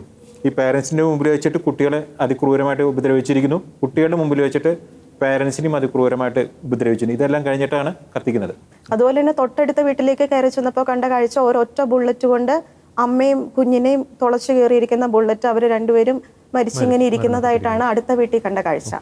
ഈ കിബുട്സ് ബേറിയിൽ ഈ ക്രൂരതകൾ നടന്നതിന് ശേഷം ഈ ഇസ്രായേൽ പ്രതിരോധ സേന ഒരു കൂട്ടം മാധ്യമ പ്രവർത്തകരെ അവിടേക്ക് പ്രവേശനം അനുവദിച്ചിരുന്നു. അപ്പോൾ ആ മാധ്യമ പ്രവർത്തകരോട് ആ ഒരു ദൃശ്യം ആദ്യം കണ്ട പട്ടാളക്കാരൊക്കെ പറഞ്ഞൊരു വാക്കുണ്ട്, ഒരു പിശാചിന് പോലും ഇങ്ങനെ ചെയ്യാൻ സാധിക്കുകയില്ല എന്നുള്ളത്. അക്ഷരാർത്ഥത്തിൽ പലപ്പോഴും നമ്മൾ സൂചിപ്പിച്ചതാണ് ഈ വാർത്തകൾ റിപ്പോർട്ട് ചെയ്യുമ്പോൾ. പിശാചുക്കളെ പോലും, ക്രൂര മൃഗങ്ങളെ പോലും ലജ്ജിപ്പിക്കുന്ന തരത്തിലുള്ള ചെയ്തികളാണ് ഇവർ അഴിച്ചുവിട്ടത്. സാധാരണക്കാർക്ക് നേരെ, നിഷ്കളങ്കർക്ക് നേരെ, യാതൊരു തെറ്റും ചെയ്യാത്ത, പ്രത്യേകിച്ച് ഈ ഒരു സംഘർഷത്തിൽ ഏതെങ്കിലും തരത്തിലുള്ള പങ്കാളിത്തമില്ലാത്ത സാധാരണക്കാർക്ക് നേരെ, ഈ നിഷ്കളങ്കരായിട്ടുള്ള കുഞ്ഞുങ്ങൾ, ദിവസങ്ങൾ മാത്രം പ്രായമുള്ള കുഞ്ഞുങ്ങൾ എന്ത് തെറ്റ് ചെയ്തിട്ടാണ് ഇവരെ കഴുത്തിറക്കുന്നു അല്ലെങ്കിൽ ജീവനോടെ പച്ചയ്ക്ക് കത്തിച്ച് കൊല്ലുന്ന ഒരു സ്ഥിതിവിശേഷം. അപ്പോൾ വളരെ പരിതാപകരം അല്ലെങ്കിൽ വളരെ ദയനീയമായിട്ടുള്ള ഒരു സ്ഥിതിയായിരുന്നു ആ ഒരു സമയത്ത് ഇസ്രായേലിലെ സാധാരണ ജനങ്ങൾ നേരിടേണ്ടി വന്നത്. മറ്റൊരു ദൃശ്യം കൂടി നാം കഴിഞ്ഞ ദിവസം ഈ വാർത്ത റിപ്പോർട്ട് ചെയ്യുമ്പോൾ നമ്മുടെ ശ്രദ്ധയിൽപ്പെട്ടൊരു ദൃശ്യമുണ്ട്. ഒരു കുടുംബത്തെ ഈ ഹമാസ് ഭീകരർ തടഞ്ഞു വയ്ക്കുന്നു. അതിലെ കുടുംബനാഥനെ ഈ ഹമാസ് ഭീകരർ പീഡിപ്പിക്കുന്നു. ആ കുടുംബനാഥന്റെ കാലിൽ വെടിയേറ്റിട്ടുണ്ട്. അപ്പോൾ അവർ ചെയ്തൊരു ക്രൂരകൃത്യമുണ്ട്. ഈ കുടുംബത്തിലെ ഒരു ആൺകുട്ടി ആൺകുട്ടീനെ തോക്കൻ മുലയിൽ കൊണ്ടുപോയി ആ വീടിൻ്റെ പരിസരത്തുള്ള മറ്റ് വീടിൻ്റെ പരിസരത്ത് വന്ന് അല്ലെങ്കിൽ തൊട്ടടുത്തുള്ള വീടിൻ്റെ മുമ്പിൽ വന്ന് ആ കുട്ടീനെ കൊണ്ട് തന്നെ പറയിപ്പിക്കുന്നു. നമുക്ക് ആ ദൃശ്യങ്ങൾ കാണാം. ആ കുട്ടീനെ കൊണ്ട് തന്നെ പറയിപ്പിക്കുന്നു, പുറത്തേക്ക് വരൂ, ആ വീട്ടിലുള്ളവരോട് പറയാൻ പറയുന്നു, പുറത്തേക്ക് വരൂ. അപ്പോൾ ഇവരുടെ ഒരു ലക്ഷ്യം ഇതാണ്. അപ്പോൾ തങ്ങൾക്ക് പരിചയമുള്ള കുട്ടി തന്നെയാണ് പറയുന്നത്, പുറത്തേക്ക് വരാൻ പറയുന്നു. അപ്പോൾ ആ വീട്ടിൽ ഒളിച്ചിരിക്കുന്നവർ പുറത്തേക്ക് വന്നു കഴിയുമ്പോൾ ഇവരെ വെടിവെച്ച് വീഴ്ത്തുക. ഒരു കുട്ടിയെ തന്നെ ഉപയോഗിച്ച് ഇത്രത്തോളം ക്രൂര ചെയ്തി എങ്ങനെ ഇവർക്ക് ചെയ്യാൻ സാധിക്കും? അപ്പോൾ ഈ അപ്പനെ വെടിവെച്ച് വീഴ്ത്തുന്നു, ഈ മകനെ അവരൊരു ആയുധമാക്കുന്നു, മറ്റുള്ളവരെ വെടിവെച്ച് വീഴ്ത്താനുള്ള ആയുധമാക്കുന്നു. മാത്രമല്ല അമ്മയുടെ കയ്യിൽ 2 കൊച്ചുകുട്ടികളും ഉണ്ട്. ഒപ്പം തന്നെ നാം നേരത്തെ പറഞ്ഞൊരു കാര്യം കൂടിയുണ്ട്. ഈ വീടിൽ നിന്നും പുറത്തിറങ്ങി വരാത്തവരെ വീടിനുള്ളിൽ തന്നെ കൊലപ്പെടുത്താൻ വേണ്ടിയിട്ട്, അല്ലെങ്കിൽ അവർ പുറത്തിറങ്ങി വരാൻ വേണ്ടിയിട്ട് ഈ വീടുകൾക്ക് തന്നെ തീയിടുന്ന ഒരു സ്ഥിതിവിശേഷം ഉണ്ട്.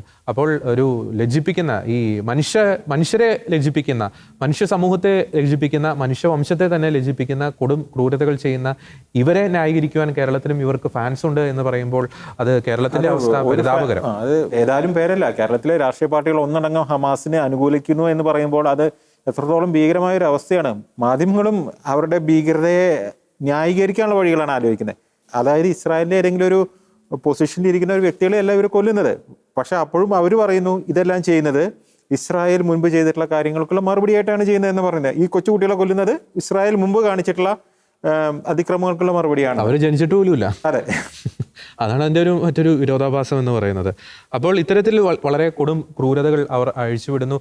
ഒരു കാര്യം കൂടിയുണ്ട്, നമ്മുടെ 2 മലയാളി വനിതകളെ കുറിച്ചൊന്ന് പരാമർശിക്കേണ്ടിയിരിക്കുന്നു. സബിത, മീര, അവരുടെ വീഡിയോ ബൈറ്റൊക്കെ നാം പ്രക്ഷേപണം ചെയ്തതാണ്. പക്ഷേ കേരളത്തിൽ അവരെ കുറിച്ച് എത്ര പേർക്ക് അറിയാമെന്നുള്ളത് ഇവിടുത്തെ മാധ്യമങ്ങൾ അതും മറച്ചു വയ്ക്കുക. അതെ, അവർ ചെയ്തത് പ്രത്യേകിച്ച് ഒരു ഭീകരർ വന്നു കഴിയുമ്പോൾ, അവർ കെയർടേക്കേഴ്സായിട്ട് ജോലി ചെയ്യുന്നവരാണ്.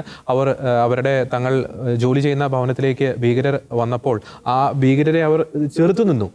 തങ്ങൾ കെയർ ചെയ്യുന്ന അല്ലെങ്കിൽ തങ്ങൾ ശുശ്രൂഷിക്കുന്ന വൃദ്ധരായിട്ടുള്ള ഇസ്രായേൽക്കാരെ അവർ സംരക്ഷിച്ചു. അവർ ജീവൻ തന്നെ വളരെയധികം റിസ്കിലാക്കി തന്നെ സംരക്ഷിച്ചു. അവരെ സൂപ്പർ ഹീറോസ് അല്ലെ, സൂപ്പർ വുമൺ, യെസ്, അങ്ങനെ ഒരു വാക്കാണ് Israeli embassy Indian super woman എന്നാണ്. സൂപ്പർ വുമൺ, 2 പേരുടെ മനുഷ്യജീവനല്ലേ, ആ മനുഷ്യജീവൻ സ്വന്തം ജീവിതം റിസ്ക് കൊടുത്ത് രക്ഷിച്ച അല്ലെങ്കിൽ ഭീകരരെ ചെറുത്തു നിന്നവരെ കുറിച്ച് കേരളത്തിൽ അധികം ആർക്കും ഒന്നും അറിയില്ല എന്ന് വാർത്ത കൊടുത്താൽ പ്രശ്നം. അതാണ് ഇപ്പോഴത്തെ അവസ്ഥ. ചില മാധ്യമങ്ങൾക്ക് വാർത്ത കൊടുക്കണമെന്നുണ്ട്, അവർ പല രീതിയിലും മറച്ചും മൊളിച്ചൊക്കെ ആ വാർത്ത കൊടുക്കുന്നുണ്ട്. പക്ഷേ ആ വാർത്ത കൊടുത്തു കഴിഞ്ഞാൽ അവരുടെ സർക്കുലേഷൻ വ്യത്യാസം വരും. ഒരുപക്ഷെ അവരുടെ പരസ്യങ്ങൾ നിന്നു പോകും. ഇതാണ് ഇപ്പോഴത്തെ കേരളത്തിന്റെ പ്രശ്നം. അതെ, ഈ നമ്മളിപ്പോൾ ഗാസ അതിർത്തി, ഇപ്പോൾ ഗാസ മേഖല ഒക്ടോബർ 7-ാം തീയതിയാണ് ഇത് നടക്കുന്നത്. പിന്നീട് നമ്മൾ അതുമായിട്ട് ബന്ധമില്ലെങ്കിൽ ഇപ്പോൾ ഒരു കാര്യം കൂടി സൂചിപ്പിക്കേണ്ടിയിരിക്കുന്നു. ഈ ഇസ്രായേലിന്റെ ഈ നോർത്തേൺ ഏരിയയിൽ നിന്നും ഈ ഹിസ്ബുള്ള ഭീകരരുടെ അറ്റാക്സും ഈ സമയങ്ങളിൽ നടന്നുകൊണ്ടിരിക്കുന്നുണ്ട്. അപ്പോൾ 2 സൈഡിൽ നിന്നും ഇസ്രായേലിനെ വരിഞ്ഞു മുറുക്കാനുള്ള ഈ ഭീകരരുടെ, പ്രത്യേകിച്ച് ഇറാന്റെ സപ്പോർട്ടോട് ഉള്ള ഭീകരരുടെ നീക്കങ്ങളാണ് ഇപ്പോൾ ഈ ഒരു സമയത്ത് നടന്നുകൊണ്ടിരിക്കുന്നത്. ഈ കൊച്ചുകുട്ടികളോടും സ്ത്രീകളോടും ഒക്കെ ചെയ്ത ക്രൂരതകളുടെ ചില ദൃശ്യങ്ങൾ നാം ഇപ്പോൾ ഡിസ്കസ് ചെയ്തു, അവലോകനം ചെയ്തു. ഈ മറ്റൊരു ദൃശ്യമുണ്ട്, ഈ കൊച്ചുകുട്ടികളെ വളരെ ക്രൂരമായി പീഡിപ്പിക്കുന്ന അല്ലെങ്കിൽ അവരോട് വളരെ ക്രൂരമായ ചില ചെയ്തികൾ ചെയ്യുന്ന ഭീകരരുടെ ദൃശ്യങ്ങൾ നാം റിപ്പോർട്ട് ചെയ്യുകയുണ്ട്. ഈ കാണുന്ന ഒരു കിൻഡർ ഗാർഡനാണ്, നഴ്സറി സ്കൂളാണ്. ആ സ്കൂളിൽ കാണിച്ചു വെച്ചിരിക്കുന്ന ക്രൂരതകളൊന്ന് കാണൂ, ആ വിഷ്വലുകളൊന്ന് കാണൂ. ഒരു സ്കൂളിനെ പോലും, അതും ഒരു നഴ്സറി സ്കൂളിനെ പോലും ഇവർ വെറുതെ വിട്ടില്ല എന്ന് പറയുമ്പോൾ ഇവരുടെ ഒരു ചിന്താഗതി, ഇവരെ നയിക്കുന്ന ആശയം എന്താണ്, എത്രത്തോളം ഭയാനകമാണ് എന്ന് തന്നെ നമുക്ക് പറയാൻ സാധിക്കും. നേരത്തെ റോസ്, നമ്മൾ കഴിഞ്ഞ ദിവസങ്ങളിൽ പുറത്തുവിട്ട ചില ഫോൺ സംഭാഷണങ്ങളുണ്ട് അല്ലെ, പ്രത്യേകിച്ച് ഈ മരണസമയത്ത് അല്ലെങ്കിൽ ഈ ട്രാൻസ്നോവ മ്യൂസിക് ഫെസ്റ്റിവൽ നടക്കുമ്പോൾ ഭീകരർ അവർക്ക് നേരെ വെടിയുതിർക്കുന്നു. അപ്പോൾ ആ ഒരു ഘട്ടത്തിൽ ഒരു പെൺകുട്ടിയുടെ മാതാപിതാക്കളെ വിളിക്കുന്ന ഒരു ഫോൺ കോൾ നാം പുറത്തുവിടുകയുണ്ടായി. അപ്പൊ എത്രത്തോളം ഭയാനകമായ ഒരു സിറ്റുവേഷനാണ് ഇവർ നേരിട്ടത് എന്ന് അത് ഇന്ന് വ്യക്തമാണ് അല്ലെ.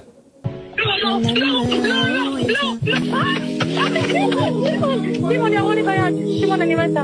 מה ירו לך ביד? איפה את? אני אוהבת אתכם. עמית, איפה את? עמית? שמעון ירו בי. איפה ירו בך? איפה? עמית!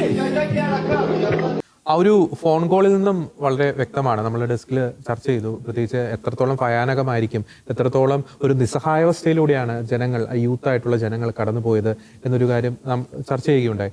പിന്നീട് ഒരു വാർത്ത കൂടി വളരെയധികം ജനങ്ങളുടെ ശ്രദ്ധ പിടിച്ചു പറ്റിയിരുന്നു.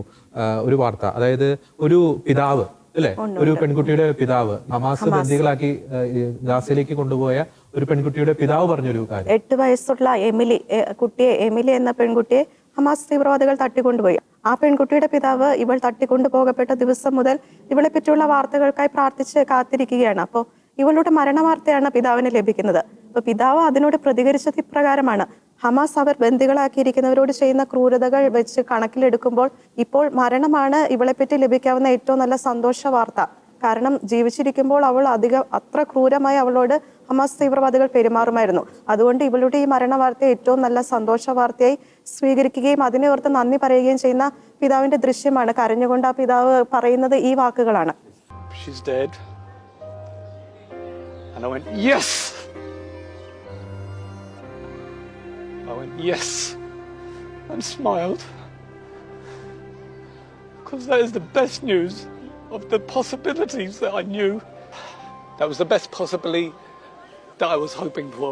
He was either dead or in Gaza. And if you know anything about what they do to people in Gaza, that is worse than death. So death was a blessing, an absolute blessing. നമുക്ക് ആ പിതാവിനെ കുറ്റം പറയാൻ സാധിക്കില്ല. കാരണം നമ്മൾ ഈ point of ടൈമിൽ വരെ നമ്മൾ ഈ പ്രോഗ്രാമിൽ ഡിസ്കസ് ചെയ്തത് ഏതൊരു വ്യക്തിയും, ഒരു മനുഷ്യ മനസാക്ഷിയുള്ള ഒരു വ്യക്തിയും കേൾക്കാൻ ആഗ്രഹിക്കാത്ത ഈ ഭീകരർ ചെയ്ത ചില ക്രൂരതയുടെ ചില ദൃശ്യങ്ങളാണ്. അതുകൊണ്ട് ആ വാർത്തകൾ വെച്ച് നോക്കുമ്പോൾ ഈ പിതാവിനെ ഒരിക്കലും നമുക്ക് കുറ്റപ്പെടുത്താൻ സാധിക്കുകയില്ല. കാരണം ആ പെൺകുട്ടി ആ ഭീകരരുടെ കസ്റ്റഡിയിലാണെങ്കിൽ ആ ഒരു പെൺകുട്ടിയെ ഇവർ പിച്ചു ചീന്തുമെന്നുള്ളൊരു കാര്യം 100% നമുക്ക് ഉറപ്പാണ്. കാരണം യഹൂദിനെതിരെയുള്ള ഒരു ശക്തമായിട്ടുള്ള ഒരു വെറുപ്പ്, ഒരു ദേഷ്യം, അത് ഈ പെൺകുട്ടിയുടെ മേലെ അവർ തീർക്കുമെന്നൊരു കാര്യം നമുക്ക് നിസ്സംശയം പറയാം. അതുകൊണ്ട് ആ പിതാവിനെ ഒരിക്കലും നമുക്ക് കുറ്റപ്പെടുത്താൻ സാധിക്കുകയില്ല. നമ്മളൊരു കുടുംബത്തിന്റെ വീഡിയോ നമ്മൾ കണ്ടിരുന്നു. അതായത് ഹമാസ് ഭീകരവാദികൾ പിടിച്ചുകൊണ്ടുപോയ റോസ് തന്നെയാണ് ആ സ്റ്റോറി ചെയ്തത്. അവർക്ക് 3 കുട്ടികളാണുള്ളത്. ഒരു അപ്പനും അമ്മയും 3 കുട്ടികൾ. അതിൽ 2 പെൺമക്കളാണ്, ഒരു ആൺകുട്ടി. വീഡിയോയിൽ കാണാൻ സാധിക്കുന്നത് ഇപ്രകാരമാണ്: അപ്പനും അമ്മയും 2 കുട്ടികളുമാണ് വീഡിയോയിലുള്ളത്. പക്ഷെ ആ രംഗങ്ങളിൽ തുടർന്നുള്ള അവരുടെ സംഭാഷണത്തിൽ നിന്ന്, ആ കുട്ടികളുടെ സംഭാഷണത്തിൽ നിന്ന് നമുക്ക് മനസ്സിലാക്കാൻ സാധിക്കും അവരുടെ ഒരു സഹോദരി അവരുടെ കൺമുന്നിൽ വെച്ച് കൊല്ലപ്പെട്ടിരിക്കുകയാണ്. ആ കൺമുന്നിൽ വെച്ച് കൊല്ലപ്പെട്ട സഹോദരിയെ പ്രതി കരയുന്ന മറ്റ് സഹോദരങ്ങൾ, ആ സഹോദരങ്ങളെ, മക്കളെ സംരക്ഷിക്കാനാവാത്ത ആ അപ്പന്റെ അമ്മയുടെ നിസ്സഹായ അവസ്ഥ.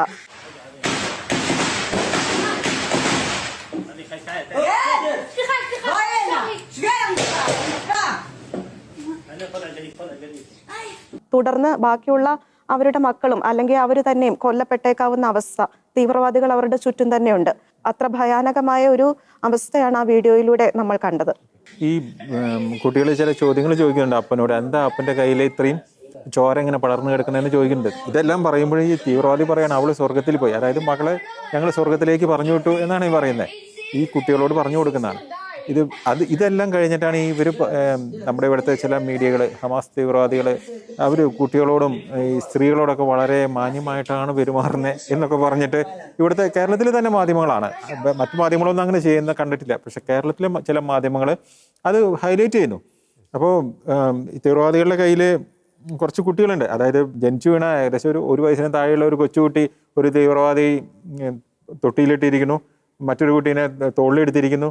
തങ്ങൾ ഈ കുട്ടികളോടൊക്കെ നല്ല പോലെയാണ് പെരുമാറുന്നത്, അവരെ നല്ല പോലെയാണ് ട്രീറ്റ് ചെയ്യുന്നതൊക്കെ കാണിക്കാൻ വേണ്ടി അവരെ എടുത്തു പിടിച്ച് അവർക്ക് ഫുഡ് കൊടുക്കുന്ന ദൃശ്യങ്ങളാണ് ഇതെല്ലാം. എന്നാൽ ഈ വീഡിയോയുടെ ശരിക്കുമുള്ള സത്യാവസ്ഥ ഇസ്രായേൽ ഡിഫൻസ് ഫോഴ്സ് പുറത്തുവിട്ടിരുന്നു. സത്യാവസ്ഥ എന്താന്ന് വെച്ചാൽ അപ്പുറത്തെ റൂമില് സ്വന്തം മാതാപിതാക്കളെ കൊന്നിട്ടാണ് ഈ കുട്ടികളെ എടുത്തു പിടിച്ചുള്ള വീഡിയോയിൽ കാണാൻ കുട്ടികളുടെ ദേഹത്ത് പരിക്കുകളുണ്ട്, ചോരയുണ്ട്, കുട്ടികൾ കരയുകയാണ്. സ്വന്തം മാതാപിതാക്കൾ കൊല്ലപ്പെട്ട അവസ്ഥയിലാണ് കുട്ടികൾ. എന്നിട്ടാണ് അവരെ എടുത്തു പിടിച്ച് അവരെ നല്ലപോലെ ട്രീറ്റ് ചെയ്യുന്നു എന്ന് തെറ്റിദ്ധരിപ്പിക്കാൻ വേണ്ടി ഒരു പ്രൊപ്പഗാൻഡോ വീഡിയോ പുറത്തുവിട്ടു. അത് ഏറ്റുപിടിക്കാൻ കുറെ മാധ്യമങ്ങളും. തന്നെയല്ല, ഈ കുട്ടികൾക്ക് കുപ്പിയിലെ പാല് കൊടുക്കുമ്പോൾ ഇസ്ലാമിക വാചകങ്ങൾ അവരെ കൊണ്ട് ആവർത്തിച്ച് പറയിപ്പിക്കുന്നതായും വീഡിയോയിൽ നമുക്ക് കാണാം. അതെ, വളരെ സ്നേഹപൂർവമായ ഒരു പെരുമാറ്റമാണ്. ഇതൊക്കെയാണ് വളരെ മനുഷ്യത്വം നിറഞ്ഞ പെരുമാറ്റങ്ങളായിട്ട് കേരളത്തിലെ ചില മാധ്യമങ്ങൾ വാഴ്ത്തുന്നത്. ഇതുപോലെ തന്നെ മറ്റൊരു സ്ത്രീ, രക്ഷപ്പെട്ട ഒരു സ്ത്രീ, പിന്നീടാണ് ആദ്യം ഈ മീഡിയകളിലെ ഈ വീഡിയോ വന്നപ്പോൾ നമ്മളെല്ലാവരും വിചാരിച്ചു ഇങ്ങനെയൊക്കെ ഇവർ ചെയ്യുമോ എന്ന് വിചാരിച്ചു. പിന്നീടാണ് ഇവരെന്താണ് പറഞ്ഞത് എന്നുള്ളത് പിന്നീട് നമുക്ക് അതിൻ്റെ കറക്റ്റായിട്ടുള്ള ട്രാൻസ്ലേഷൻ കിട്ടിയപ്പോഴാണ് നമുക്ക് മനസ്സിലാവുന്നത്. ഈ സ്ത്രീയോട് കാണിച്ച ക്രൂരത, ഈ സ്ത്രീയെ മാത്രമല്ല, ഈ സ്ത്രീയെയും ഈ സ്ത്രീയുടെ അയൽവാസികളായ 2 കുട്ടികളെയും കൂടിയിട്ടാണ് ഇവർ കൊണ്ടുപോകുന്നത്. ഈ കൊണ്ടുപോകുന്ന വഴിക്ക് ഈ കൊച്ചുകുട്ടിയാണ്, ആ കൊച്ചുകുട്ടീനെയും അതുപോലെ തന്നെ ഒരു 3 വയസ്സ് 4 വയസ്സുള്ള 4 വയസ്സുള്ള മറ്റൊരു കുട്ടിയാണ്. ഈ കുട്ടികളെ ഇവർക്ക് ബന്ദികളാക്കാൻ കൊണ്ടുപോകാനുള്ള ഒരു ബുദ്ധിമുട്ടുകൊണ്ട് അവസാനം അവർ പറയാണ് വേണമെങ്കിൽ നിങ്ങൾ പൊക്കോ എന്ന് പറഞ്ഞ ആ കൊച്ചുകുട്ടികളുടെ അമ്മേനെ അവർ പിടിച്ചുകൊണ്ടുപോയി. ഈ കുട്ടികളെയും അയൽക്കാരിയായ ഈ സ്ത്രീയും പുറത്തേക്ക് വിട്ടു. ഈ സ്ത്രീ പറയുന്നത് കേട്ട് കഴിഞ്ഞ് കഴിഞ്ഞാൽ നമുക്കറിയാൻ പറ്റും ഇതിൻ്റെ സത്യാവസ്ഥ. പക്ഷേ വളരെ മനുഷ്യത്വ പൂർണ്ണമായ ഹമാസിൻ്റെ പെരുമാറ്റം എന്ന് പറഞ്ഞ് ഇവിടുത്തെ ഒരു മാധ്യമം അത് ഹൈലൈറ്റ് ചെയ്യുമ്പോൾ ഇവർ ആരുടെ ഒപ്പമാണ്? നമ്മൾ ഈ ഒരു പോയിന്റ് ഓഫ് ടൈമിൽ നമ്മൾ ചില ദൃശ്യങ്ങൾ കൂടി ഒന്ന് അവലോകനം ചെയ്യേണ്ടിയിരിക്കുന്നു. കാരണം ഈ ഹമാസ് തീവ്രവാദികൾ ഈ നിഷ്കളങ്കരായിട്ടുള്ള നിരപരാധികളായിട്ടുള്ള ഈ ഇസ്രായേൽക്കാരെ ഈ ഗാസയിലേക്ക് തട്ടിക്കൊണ്ടു പോകുന്ന ചില ദൃശ്യങ്ങളുണ്ട്. ഈ ചൈനീസ് വംശജയായിട്ടുള്ള നോവയുടെയൊക്കെ ഒരു ദൃശ്യം, ഈ ഒരു സ്കൂട്ടറിൽ 2 തീവ്രവാദികളുടെ മധ്യത്തിൽ അവളെ ഇരുത്തി തട്ടിക്കൊണ്ടു പോകുന്നു. അവളുടെ സുഹൃത്തിനെ ഇവർ നടത്തിക്കൊണ്ട് പോകുന്നു. മറ്റു ചിലരെയൊക്കെ ഈ തെരുവിൽ കൂടി അവർ നടത്തുന്നുണ്ട്, ഗാസയിലേക്ക് കൊണ്ടുപോകുന്നുണ്ട്. അപ്പോൾ ഏകദേശം 200-ലധികം പേരെ ഇപ്പോൾ നിലവിൽ ഗാസയിൽ ബന്ദികളാക്കി ഹമാസ് ഭീകരർ വെച്ചിട്ടുണ്ടെന്നാണ് നമുക്ക് മനസ്സിലാക്കാൻ സാധിക്കുന്നത്. ഇസ്രായേലിന്റെ കണക്ക് പ്രകാരം ഏകദേശം 209 എന്നാണ് അവർ പറയുന്നത്. ഹമാസിന്റെ കണക്ക് പ്രകാരം അവരുടെ ഒരു വിഭാഗം 200 പേരെയും മറ്റൊരു വിഭാഗത്തിന്റെ കയ്യിൽ 50 പേര്, ഏകദേശം 250 പേർ ഇപ്പോഴും ബന്ദികളാണ്. ഇങ്ങനെ ബന്ദികളാക്കാൻ പറ്റാത്ത ചില വ്യക്തികളുണ്ടായിരുന്നു. അതായത് ഇവർ ഗാസയിലേക്ക് കൊണ്ടുവരുന്ന വഴിക്ക് ഒരു ഓട്ടിസം ബാധിച്ചൊരു പെൺകുട്ടി, ഒരു പാവം പെൺകുട്ടിയെ, ആ പെൺകുട്ടിയെയും അവളുടെ മുത്തശ്ശിയെയും അവർ ഗാസയിൽ വെച്ച് വെടിവെച്ച് കൊന്നു. കാരണം അവർക്ക് ആ കുട്ടീനെ ബന്ദിയായിട്ട് കൊണ്ടു നടക്കാനായിട്ട് പറ്റില്ല. ഇതുപോലെ തന്നെ മറ്റൊരു സെറിബ്രൽ പാൾസി ബാധിച്ച ഒരു കുട്ടി, വീൽ ചെയറിലാണ് ആ കുട്ടി, അതെ, ആ കുട്ടിയെയും അവർ കൊന്നു കളഞ്ഞു. അത് കഴിഞ്ഞ ദിവസം ഈ വാർത്ത വന്നിരുന്നു, ഓട്ടിസം ബാധിച്ച ഒരു കുട്ടി മരണപ്പെട്ട ഒരു വാർത്ത. അത് ലോകത്തിൽ നൊമ്പരമായി മാറിയിരുന്നത്. പക്ഷെ ഇവിടെ ഒരു ശ്രദ്ധിക്കേണ്ട ഒരു കാര്യം, ഈ വാർത്തകളൊക്കെ നെറ്റിൽ നോക്കിയാലേ കിട്ടുള്ളൂ, അല്ലെങ്കിൽ ഇന്റർനാഷണൽ മീഡിയയിൽ നോക്കിയാലേ കിട്ടുള്ളൂ. കേരളത്തിൽ ഇങ്ങനെ ഒരു വാർത്ത നമ്മൾ കാണില്ല. ഈ വാർത്തകളൊന്നും കേരളത്തിൽ കാണില്ല. ഇത്തരം വാർത്തകളൊക്കെ പ്രധാനമായും നമുക്ക് ഇന്റർനാഷണൽ മീഡിയസിനെ ഡിപ്പെൻഡ് ചെയ്തെങ്കിലാണ് അത് നിഷ്പക്ഷമായിട്ട് ഈ വാർത്തകളെ അല്ലെങ്കിൽ ഈ ഒരു സംഘർഷത്തെ വിലയിരുത്തുന്ന ഇന്റർനാഷണൽ മീഡിയയെ ഫോളോ ചെയ്തെങ്കിൽ മാത്രമാണ് ഇത്തരം വാർത്തകളൊക്കെ നമുക്ക് മനസ്സിലാക്കാൻ സാധിക്കുകയുള്ളൂ. നമ്മൾ ഈ ഹമാസ് ഭീകരർ ഇസ്രായേലിലേക്ക് നുഴഞ്ഞു കയറിയ അവസരത്തിൽ അവരുടെ ഒരു സ്ട്രാറ്റജി ഉണ്ടായിരുന്നു. അത് ഒന്ന് സൂചിപ്പിക്കേണ്ടത് നല്ലതാണ്. പ്രത്യേകിച്ച് നമ്മൾ ആദ്യഘട്ടത്തിൽ സൂചിപ്പിച്ചു കരമാർഗം, വ്യോമമാർഗം, കടൽ മാർഗം. ഈ കടൽ മാർഗം വന്നതുകൂടി നമ്മൊന്ന് ആ ദൃശ്യങ്ങൾ കാണേണ്ടതുണ്ട്. ഇത് നമുക്കിപ്പോൾ ലഭ്യമായിട്ടുള്ള ദൃശ്യങ്ങൾ ഈ കടൽ മാർഗം വന്ന ഈ ഭീകരരെ ഇസ്രായേൽ സൈനികർ അവരെ തുരുത്തുന്ന അല്ലെങ്കിൽ അവരെ വെടിവെച്ച് വീഴ്ത്തുന്ന ചില ദൃശ്യങ്ങളാണ്. ഒപ്പം തന്നെ ഈ ഒരു ദൃശ്യം കൂടി ശ്രദ്ധിക്കുക, ഇവർ പാരാഗ്ലൈഡിംഗ് ആ ഒരു സംവിധാനം മുഖേന ഇസ്രായേലിലേക്ക് വരുന്നത്. അത് ആദ്യമായിട്ടാണ് ഒരു ഇസ്രായേൽ ഹമാസ് സംഘർഷ ഭൂമിയിൽ അല്ലെങ്കിൽ സംഘർഷ കാലയളവിൽ ഇത്തരമൊരു ദൃശ്യം കാണുന്നത്. പാരാഗ്ലൈഡിംഗ് ലോകത്ത് തന്നെ ഇത് ആദ്യമായിട്ടാണ്. ഇപ്പൊ നമുക്ക് ആ ദൃശ്യങ്ങളിൽ കാണാൻ പറ്റും.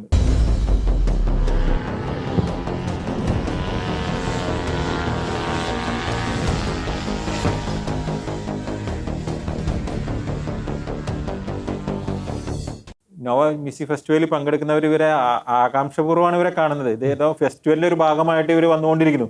അങ്ങനെ ഇവരെല്ലാവരും വന്ന് ഇറങ്ങിയതിന് ശേഷമാണ് ഇവർക്ക് മനസ്സിലാവുന്നത് ഇവര് ഭീകരന്മാരാണ്. ഒപ്പം ഇവര് ഇസ്രായേലിന്റെ ഈ ആർമേഡ് ആയിട്ടുള്ള വാഹനങ്ങളൊക്കെ തട്ടിയെടുത്ത് അവർ ഈ തെരുവിലേക്കൊക്കെ ആ വാഹനം ഓടിച്ചുകൊണ്ട് പോകുന്നു. ആ വാഹനം ഉപയോഗിച്ച് മറ്റ് വാഹനങ്ങൾ, സാധാരണക്കാരുടെ വാഹനങ്ങളെ ഡാമേജ് ചെയ്യുന്ന സ്ഥിതിവിശേഷമൊക്കെ ഉണ്ടായിട്ടുണ്ട്. അപ്പോൾ ആദ്യഘട്ടത്തിൽ ശരിക്കും പറഞ്ഞു കഴിഞ്ഞാൽ ഈ ഹമാസ് ഭീകരർ ഇസ്രായേലിനെ അമ്പരപ്പിച്ചുകൊണ്ട് തന്നെയാണ് ഈ ആക്രമണം അഴിച്ചുവിടുന്നത്. പിന്നീട് ഏകദേശം അന്നേ ദിവസം ഏകദേശം ഉച്ചയോടുകൂടി തന്നെയാണ് കുറേയൊക്കെ ഇസ്രായേലിന് ഒരു തിരിച്ചടി നൽകാൻ അല്ലെങ്കിൽ ഒരു വ്യോമമാർഗവും ഒപ്പം തന്നെ ഈ അതിർത്തി മേഖലകളിൽ നിന്നും പ്രത്യേകിച്ച് തെക്കൻ ഇസ്രായേൽ മേഖലകളിൽ നിന്നൊക്കെ ഈ ഭീകരരെ തുരത്താൻ ഇസ്രായേൽ സേനയ്ക്ക് സാധിക്കുന്നത്. ഇനിയും അനേകരെ ശരിക്കും പറഞ്ഞാൽ അരുൺ പറഞ്ഞതുപോലെ ഇനിയും അനേകർ എവിടെയാണെന്ന് പോലും അറിയില്ലാത്തൊരു സ്ഥിതിവിശേഷമുണ്ട്. പലരുടെയും ഡെഡ് ബോഡീസ് ഒക്കെ ഈ ദിവസങ്ങളിൽ പോലും ഈ സദേൺ ഇസ്രായേൽ മേഖലകളിൽ നിന്നും കണ്ടെടുക്കപ്പെടുന്നുണ്ട്. കാരണം ഇതാണ് അരുൺ പറഞ്ഞതുപോലെ ചിലരെയൊക്കെ ബന്ദികളാക്കി സൂക്ഷിക്കാനുള്ള ഒരു അവസ്ഥ ഹമാസ് ഭീകരർക്കില്ല, അല്ലെങ്കിൽ അവരതിന് തയ്യാറല്ല. പ്രത്യേകിച്ച് ഈ ഓട്ടിസം ബാധിച്ച കുട്ടിയെ കുറിച്ച് വൃദ്ധരായിട്ടുള്ളവർ അവരെയൊക്കെ ബന്ദികളാക്കി കഴിഞ്ഞാൽ അവർക്ക് തന്നെ തലവേദനയാകും എന്നുള്ളൊരു ചിന്താഗതി കൊണ്ടായിരിക്കാം ഇവരെയൊക്കെ പിന്നീട് ബന്ദികളാക്കി കൊണ്ടുപോകുന്നു. പക്ഷേ പിന്നീട് വെടിവെച്ചിട്ട് ഇസ്രായേലിലേക്ക് തന്നെ തള്ളുന്ന ഒരു അവസ്ഥ. 1400-ലധികം പേരെയാണ് കൊലപ്പെടുത്തിയിട്ടുള്ളത്. ഈ കൊലപ്പെടുത്തിയ പലരുടെയും മൃതശരീരങ്ങൾ അത്രയും തിരിച്ചറിയാൻ പറ്റാത്ത അത്രയും വൈകൃതമാക്കിയത് കൊണ്ട് ഇപ്പോഴും മരിച്ച ആൾക്കാരെ കുറിച്ച് അക്കൗണ്ട് ചെയ്യാനായിട്ട് ഇപ്പോഴും ഇസ്രായേലിന് പൂർണ്ണമായിട്ടും കഴിഞ്ഞിട്ടില്ല. അതുപോലെ തന്നെ പിടിച്ചു കൊണ്ടുപോയപ്പെട്ട കുറച്ച് പേരുടെ ഫോട്ടോസും കൂടി നമുക്കൊന്ന് കാണാം. ഈ ബന്ദികളാക്കിയപ്പെട്ടവരിൽ ഒരു 60-ലധികം പേർ വിദേശ രാജ്യങ്ങളിൽ നിന്നുള്ളവരാണ്. നേരത്തെ നമ്മൾ സൂചിപ്പിച്ചിരുന്നത് പോലെ 200-ലധികം പേരെയാണ് ബന്ദികളാക്കിയിട്ടുള്ളത്. അതിൽ 60ഓളം പേർ വിദേശികളാണ്. അമേരിക്കയിൽ നിന്ന് ഏകദേശം 20 പേരിലധികം വരുന്നുണ്ട്. തായ്ലൻഡിൽ നിന്ന് 17, അർജന്റീനയിൽ നിന്ന് ഒരു 16 പേര്, ബ്രിട്ടനിൽ നിന്ന് 7 പേര്, പോർച്ചുഗലിൽ നിന്ന് 4 പേര്, പിന്നെ ഫ്രാൻസ്, നെതർലാൻഡ്, ജർമ്മനി, അങ്ങനെ വിവിധ രാജ്യങ്ങളിൽ നിന്നുള്ള വിദേശികളും പിടികൂടപ്പെട്ടിട്ടുണ്ട്. ഇതിൽ 60 വയസ്സിന് മേലെയുള്ള 20 പേരുണ്ട്. കുട്ടികൾ 30 കുട്ടികളുണ്ട്. ഈ കുട്ടികളെന്ന് പറഞ്ഞു കഴിഞ്ഞാൽ നേരത്തെ നമ്മൾ സൂചിപ്പിച്ച നവജാത ശിശു മുതൽ ഉള്ള കുട്ടികളാണ്, ടീനേജിന് താഴെയുള്ള കുട്ടികളാണ് ഈ പറഞ്ഞത്. പിന്നെ വളരെയധികം സ്ത്രീകളുണ്ട്, അവരുടെ ഫോട്ടോസാണ് നമ്മളിപ്പോൾ കാണുന്നത്. ഇതിലൊരു ഡെറ്റ്സ ഹെയ്മൻ 84 വയസ്സുള്ള സ്ത്രീയാണ്. അതുപോലെ തന്നെ യാഫ 85 വയസ്സുള്ള സ്ത്രീയാണ്. അവരെ കാറിൽ കയറ്റി കൊണ്ടുപോകുന്ന വീഡിയോ വൈറലായിരുന്നു. ഈ കാണുന്നത് 85 വയസ്സുള്ള അമിരാം എന്ന് പറഞ്ഞ വ്യക്തിയും അദ്ദേഹത്തിൻ്റെ 80 വയസ്സുള്ള ഭാര്യയാണ്. ഇവർ ഇപ്പോൾ ഹമാസിൻ്റെ പിടിയിലാണ്. മരിച്ചുപോയോ എന്ന് നമുക്ക് അറിഞ്ഞുകൂടാ. കുട്ടികളുടെ കാര്യം പറയുകയാണെങ്കിൽ അതിൽ ഏറ്റവും പ്രായം കുറവുള്ളത് ഒരു ഷിരി എന്ന് പറഞ്ഞാൽ 9 മാസം മാത്രം പ്രായമുള്ള ഒരു കുട്ടിയാണ്. ആ കുട്ടിയുടെ സഹോദരനും കൂടി പിടികൂടപ്പെട്ടിട്ടുണ്ട്. സഹോദരന് 4 വയസ്സാണ് പ്രായം. ഇത് 12 വയസ്സുള്ള 2 ആൺകുട്ടികളാണ്. ഇവർ പിടികൂടപ്പെട്ടു. ഇവരുടെ അവസ്ഥ ഇപ്പോൾ എന്താണെന്ന് അറിയില്ല. ഇത് റാസ എന്ന് പറഞ്ഞു കഴിഞ്ഞാൽ 5 വയസ്സുകാരിയും അവിയു എന്ന് പറഞ്ഞാൽ 3 വയസ്സുകാരിയും. ഈ കുട്ടികളുടെ ദൃശ്യങ്ങളാണ്. ഇവർ ബന്ദികളാക്കപ്പെട്ടിട്ടുണ്ട്. ഇവർ ബന്ദികളാക്കപ്പെട്ടിരിക്കുന്നത് ഇവരുടെ അമ്മയോടും മുത്തശ്ശിയോടും കൂടിയിട്ടാണ്. ഇവർ കൂടാതെ അനേകം പുരുഷന്മാരും, അവരുടെയും ചില ദൃശ്യങ്ങൾ നമുക്ക് കാണാം. ഇവരെന്തുകൊണ്ടാണ് ഇങ്ങനെയൊക്കെ ചെയ്യുന്നതെന്ന് ലോകത്തെ അത്ഭുതപ്പെടുത്തുന്നു. കേരളത്തെ അത്ഭുതപ്പെടുത്തുന്നില്ലെങ്കിൽ ലോകത്തെ അത്ഭുതപ്പെടുത്തുന്നുണ്ട്. അതിൻ്റെ കാരണങ്ങളെ ഒന്ന്. അതിന്റെ കാരണം ഹമാസിന്റെ സ്ഥാപക നേതാക്കളിൽ ഒരാളായ ഷെയ്ഖ് ഹസൻ യൂസഫിന്റെ മകൻ മൊസാബ് ഹസൻ യൂസഫ് കഴിഞ്ഞ ദിവസം വെളിപ്പെടുത്തുകയുണ്ടായി. മൊസാബ് ഹസൻ യൂസഫ് ഇന്നൊരു ക്രൈസ്തവനാണ്. അദ്ദേഹം ഇസ്രായേലിയർക്ക് വേണ്ടി ധീരതയോടെ നിലകൊള്ളുകയാണ്.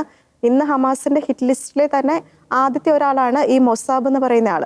മൊസാബ് അവരുടെ സ്ഥാപക നേതാവിന്റെ മകനാണ്. ഹമാസിന്റെ അജണ്ടകൾ, ഹമാസിന്റെ പ്രൊപ്പഗാൻഡകൾ അതെല്ലാം ഈ മൊസാബിന് വ്യക്തമായിട്ട് അറിയാം. ഇപ്പോൾ തുടങ്ങിയിരിക്കുന്ന ഈ ഹമാസ് ആക്രമണത്തെ മൊസാബ് വിവരിക്കുന്നത് ഇങ്ങനെയാണ്: ഇപ്പോഴത്തെ ഈ ഹമാസ് ആക്രമണത്തിന്റെ ലക്ഷ്യം ഒരിക്കലും ഇസ്രായേലിന്റെ ഉന്മൂലനം മാത്രമല്ല. അവരുടെ അന്തിമ ലക്ഷ്യം എന്ന് പറയുന്നത് ഒരു ഇസ്ലാമിക ഖിലാഫത്ത് സ്ഥാപിക്കുക എന്നതാണ്. ഈ മൊസാബ് പറയുന്ന മറ്റൊരു കാര്യം കൂടിയുണ്ട്. അതായത് മൊസാബും കൊച്ചു കുട്ടിയായിരുന്നപ്പോൾ ഈ ഹമാസിലാണല്ലോ, ഹമാസിൻ്റെ നേതാവിൻ്റെ മകനാണല്ലോ. അപ്പോൾ ഈ 5 വയസ്സ് മുതൽ തന്നെ മതപഠനം അവിടെ ആരംഭിക്കുന്നുണ്ട്. പക്ഷെ അത് വളരെ നല്ല കാര്യം തന്നെ. അദ്ദേഹം പറയുന്നത് ഇതാണ്: ഒരു കൊച്ചുകുട്ടി മതപഠിക്കുന്നത് വളരെ നല്ല കാര്യം തന്നെ. പക്ഷേ മതപഠനശാലയിൽ അവരെ പഠിപ്പിക്കുന്നത് ഈ ജൂതന്മാരെ കൊന്നൊടുക്കാനും ജൂതന്മാരോട് എത്രത്തോളം വെറുപ്പുണ്ടാക്കണോ ആ രീതിയിലുള്ള ഒരു പഠനമാണ്. ഈ പഠനം കഴിഞ്ഞു വരുന്ന ഏകദേശം ഒരു 18 വയസ്സ് വേണ്ടി വരില്ല എന്നാണ് അദ്ദേഹം പറയുന്നത്. ആ കൊച്ചുകുട്ടി ഏത് രീതിയിലും ജൂതനെ കൊന്ന് ചാവേറാകാൻ വേണ്ടി തയ്യാറായിരിക്കുന്ന ഒരവസ്ഥയിലേക്ക് എത്തുന്നു എന്നാണ് പറഞ്ഞത്. നമ്മൾ ഈ ചർച്ചയുടെ ഒരു ലാസ്റ്റത്തെ ഒരു മൊമെന്റിൽ എത്തുമ്പോൾ ഒരു കാര്യം കൂടി നാം സൂചിപ്പിക്കേണ്ടിയിരിക്കുന്നു. പ്രത്യേകിച്ച് ഈ ഇസ്രായേൽ ഇത്രത്തോളം ക്രൂരതകൾ ചെയ്ത ഹമാസിനെതിരെ ഇസ്രായേൽ പ്രത്യാക്രമണം നടത്തുമ്പോൾ മറ്റു മീഡിയാസ് ഫോക്കസ് ചെയ്യുന്നത് ഈ പാലസ്തീനിലുണ്ടാകുന്ന സാധാരണക്കാർക്ക് ഉണ്ടാകുന്ന ജീവനാശത്തെക്കുറിച്ചാണ് ചെയ്യപ്പെടുന്നത്. കാരണം സാധാരണക്കാരാണ്. യെസ്. പക്ഷെ എന്തുകൊണ്ടാണ് ഈ സാധാരണക്കാർ അവിടെ കൂടുതൽ കൊല്ലപ്പെടുന്നത് എന്ന് മനസ്സിലാക്കണമെങ്കിൽ നമ്മൾ ഗാസയുടെ ഒരു ഭൂമിശാസ്ത്രപരമായിട്ടുള്ള ഒരു കാര്യം വളരെ പെട്ടെന്നൊന്ന് മനസ്സിലാക്കേണ്ടിയിരിക്കുന്നു. ഈ ഗാസ എന്ന് പറയുന്നത് 40 കിലോമീറ്റർ നീളം 10 കിലോമീറ്റർ വീതിയുള്ള ഒരു ഭൂപ്രദേശമാണ്. അത് പ്രധാനമായും അതിർത്തി പങ്കിടുന്നത് ഇസ്രായേൽ ഒരു വശത്ത്, മറു സൈഡിൽ മെഡിറ്ററേനിയൻ കടല്, ആ ഗാസ പ്രദേശത്തിന്റെ തെക്ക് ഭാഗത്തായിട്ട് ഈജിപ്റ്റ്, ഈ റാഫ അതിർത്തി, നമ്മൾ ഈ ദിവസങ്ങളിൽ വാർത്തയിൽ കണ്ട ഈ റാഫ അതിർത്തി. ഈ മെഡിറ്ററേനിയൻ കടൽ ഭാഗം ഇസ്രായേൽ നേവി ബ്ലോക്ക് ചെയ്തിരിക്കുകയാണ്. മറു സൈഡിൽ ഇസ്രായേലാണ്. അപ്പോൾ ഈ 40 കിലോമീറ്റർ നീളമുള്ള 10 കിലോമീറ്റർ വീതിയുള്ള ഈ ഒരു പ്രദേശത്ത് അധിവസിക്കുന്നത് ഏകദേശം 2 മില്യൺ ജനങ്ങളാണ്. 20 ലക്ഷം പേർ. 20 ലക്ഷം പേർ. ലോകത്തിലെ തന്നെ ഏറ്റവും ഡെൻസിറ്റി പോപ്പുലേറ്റഡ് ആയിട്ടുള്ള മേഖലകളാണ്. പ്രത്യേകിച്ച് നോർത്തേൺ ഗാസ, സെൻട്രൽ ഗാസ നഗരം എന്നൊക്കെ പറയുന്ന പല മേഖലകൾ, അതിനുള്ളിൽ തന്നെ പല അഭയാർത്ഥി ക്യാമ്പുകളും ഉണ്ട്. അപ്പോൾ ഈ ഹമാസ് ഭീകരർ ചെയ്യുന്ന ഒരു കാര്യമുണ്ട്. ഇവർ ഈ റോക്കറ്റൊക്കെ ഇസ്രായേലിലേക്ക് വിക്ഷേപിക്കുന്നത് ഈ ജനവാസ മേഖലകളിൽ നിന്നാണ്. നമുക്കറിയാം, ഈ കഴിഞ്ഞ ദിവസം തന്നെ ഈ അൽ അഹ്ലി ആശുപത്രിയിലുണ്ടായ അപകടത്തെക്കുറിച്ചൊക്കെ മാധ്യമങ്ങൾ വളരെ വലിയ രീതിയിൽ ചർച്ച ചെയ്തു. അപ്പോൾ പലപ്പോഴും ഈ ജനവാസ മേഖലകൾ, ഈ പലപ്പോഴും പല സ്കൂൾ കെട്ടിടങ്ങളുടെയും ടെറസിൽ നിന്ന് അല്ലെങ്കിൽ അതിന്റെ പരിസരത്ത് നിന്ന്, ഈ പറയുന്നത് പോലെ ജനങ്ങൾ ഒന്നിച്ചുകൂടുന്ന ആശുപത്രി കെട്ടിടങ്ങളുടെ പരിസരത്ത് നിന്നൊക്കെ ആയിരിക്കും ഇവർ റോക്കറ്റൊക്കെ ലോഞ്ച് ചെയ്യുന്നത്. അപ്പോൾ ഇവർ ഈ പ്രാദേശികമായിട്ടുണ്ടാക്കിയ റോക്കറ്റാണ്. ഇവർക്ക് ഈ ഭീകരന്മാർക്ക് ഇതിന്റെ വലിയ കാര്യമായിട്ടുള്ള ഒരു ടെക്നിക്കൽ അറിവൊന്നും ഇതിൻ്റെ അകത്ത് ഉണ്ടാവത്തില്ല. പല റോക്കറ്റുകളും ലക്ഷ്യം തെറ്റാനുള്ള സാധ്യതയുണ്ട്. ഒന്നാമത്തെ പോയിന്റ്, ഈ ലക്ഷ്യം തെറ്റി ജനവാസ മേഖലയിൽ വീഴുന്നു, അവിടെ നാശനഷ്ടം സംഭവിക്കുന്നു. ഏകദേശം 500ഓളം റോക്കറ്റുകൾ ഈ രീതിയിൽ ലക്ഷ്യം തെറ്റി തകർന്നു വീണിട്ടുണ്ട്. ഈ തകർന്നു വീഴുന്നതെല്ലാം ഈ ഭൂരിഭാഗവും ജനവാസ കേന്ദ്രങ്ങളിലാണ്. അതുപോലെ തന്നെ ഹമാസ് റോക്കറ്റുകൾ വിടുമ്പോൾ ഇസ്രായേലിന്റെ അയൺ ഡോമിൽ നിന്നുള്ള പ്രത്യാക്രമണമുണ്ട്. അയൺ ഡോം ഈ മിസൈലിനെ തകർക്കുമ്പോൾ അതിന്റെ അവശിഷ്ടങ്ങൾ വീണ്ടും അവിടെ അപകടങ്ങൾ ഉണ്ടായിട്ടുണ്ട്. ചുരുക്കത്തിൽ ഈ ഹമാസ് നേതാവിന്റെ മകൻ മൊസാബ് പറഞ്ഞ മറ്റൊരു കാര്യമുണ്ട്: പലസ്തീന്റെ ശത്രു അവരുടെ അധികാര സ്ഥാനത്തിരിക്കണ ഹമാസ് തന്നെയാണ്. അവർ തന്നെയാണ് ഈ ഗാസയിലുള്ള പൊതുജനങ്ങൾക്ക് അപകടം വരുത്തി വെക്കുന്നത് ഇവർ തന്നെയാണ്. ഓക്കെ, അത് ഞാൻ ഒരു കാര്യം കൂടി കൂട്ടിച്ചേർക്കാൻ ആഗ്രഹിക്കുകയാണ്. ഈ 20 ലക്ഷം വരുന്ന ഈ ജനങ്ങൾ വളരെയധികം ദാരിദ്ര്യാവസ്ഥയിലാണ് അവരവിടെ കഴിയുന്നത്. ഈ 2007 ശേഷം ഹമാസാണ് ആ മേഖല ഭരിക്കുന്നത്. അപ്പോൾ ഈ സർക്കാർ ജീവനക്കാർക്ക് പോലും ശമ്പളം കൊടുക്കാനുള്ള സ്ഥിതിവിശേഷം അവിടെ ഇല്ല. ഈ ഗാസ മേഖല മുൻപോട്ട് പോകുന്നത് തന്നെ ഈ അന്താരാഷ്ട്ര സഹായം കൊണ്ടാണ്, പ്രത്യേകിച്ച് UN പോലുള്ള അന്താരാഷ്ട്ര സംഘടനകളുടെയൊക്കെ സഹായം കൊണ്ടാണ്. പിന്നെ ഇസ്ലാമിക രാജ്യങ്ങളിൽ നിന്നുള്ള ഫണ്ടിങ് ഒക്കെ കിട്ടുന്നുണ്ട്. പക്ഷേ ഇവർ ഈ ഫണ്ടിങ് ഒക്കെ നൽകുന്നത് ഗാസയിലെ സാധാരണ ജനങ്ങളുടെ ഉന്നമനത്തിനാണെങ്കിൽ, പക്ഷേ ഈ ഫണ്ടിങ് ഒക്കെ പോകുന്നത് ഈ ഹമാസ് ഭീകര നേതാക്കളുടെ പോക്കറ്റിലേക്കാണ്. പലരും കോടീശ്വരന്മാരാണ്, ലക്ഷപ്രഭുക്കളാണ്. ഈ സാധാരണ ജനങ്ങളെ മനുഷ്യ കവചങ്ങളാക്കി അവരെ വിറ്റ് കാശുണ്ടാക്കുന്ന ഹീനമായ ചെയ്തികളാണ് ഈ ഹമാസ് ഭീകരർ അവിടെ നടത്തിക്കൊണ്ടിരിക്കുന്നത്. ഇത്രയധികം ആയുധങ്ങൾ ഉണ്ടാക്കിയത്. ഈ ആയുധം ഉണ്ടാക്കിയ സമയത്ത് ഈ ജനങ്ങൾക്ക് വേണ്ട ഉപകാരപ്രദമായ കാര്യങ്ങൾ ചെയ്തിരുന്നെങ്കിൽ അതൊരു വികസിത രാജ്യമായി മാറും. അത്രത്തോളം ആയുധങ്ങളും റോക്കറ്റുകളും, ഇത്രയും റോക്കറ്റുകളൊക്കെ വിടണമെങ്കിലേ ഇവർ എത്രത്തോളം പണം അതിനുവേണ്ടി ചെലവഴിക്കുന്നുണ്ട്, എന്നാൽ ജനത്തിന് വേണ്ടി ഒന്നും ചെലവഴിക്കുന്നില്ല. ഈ ജനങ്ങളെ അവർ കരുവാക്കാണ്. ഈ ജനങ്ങളെ എല്ലാ കാലത്തും ഈ ജനത്തിൻ്റെ ഉള്ളിൽ വെറും വെറുപ്പ് മാത്രം നിക്ഷേപിക്കുന്നു. അവർക്ക് സമ്പത്തോ മറ്റൊന്നും കൊടുക്കാൻ തയ്യാറാവുന്നില്ല.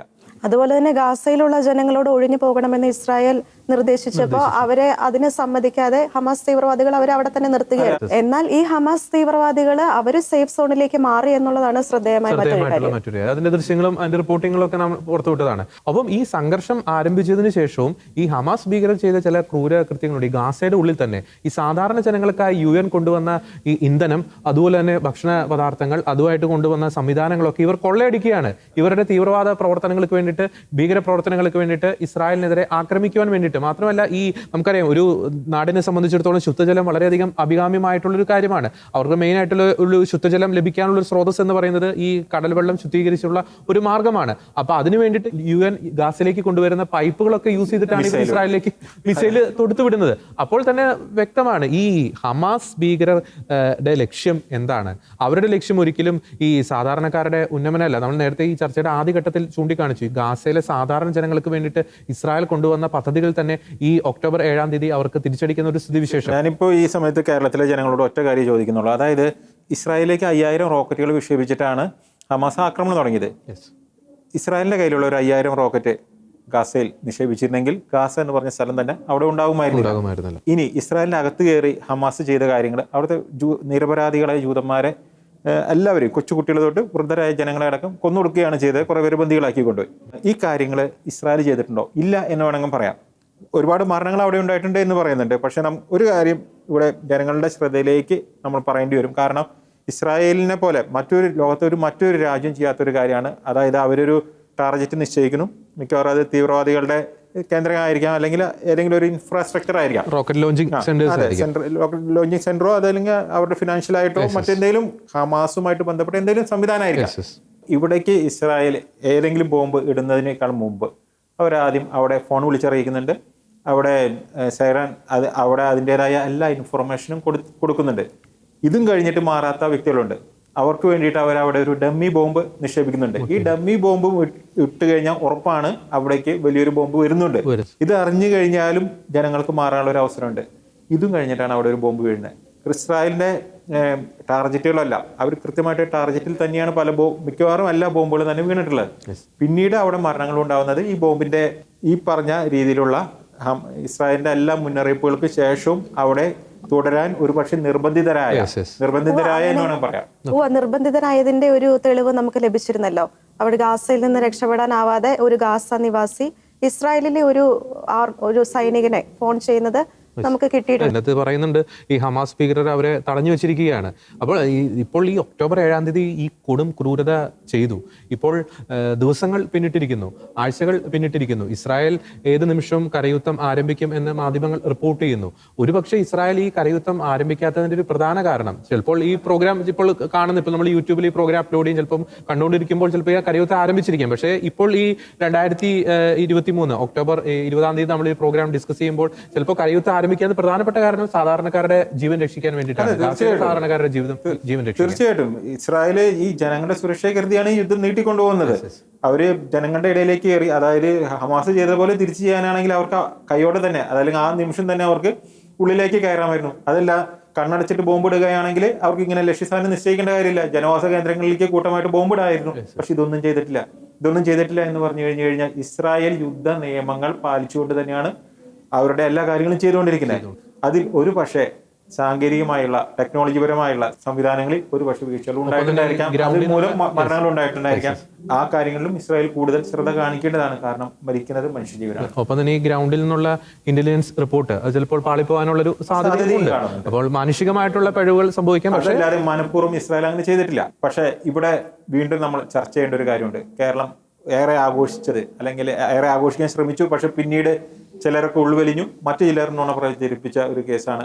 അതായത് ഗാസയിലെ അൽ അഹ്ലി ആശുപത്രിയിലുണ്ടായ ഇസ്രായേലിന്റെ എന്ന് പറയപ്പെടുന്ന ബോംബാക്രമണം.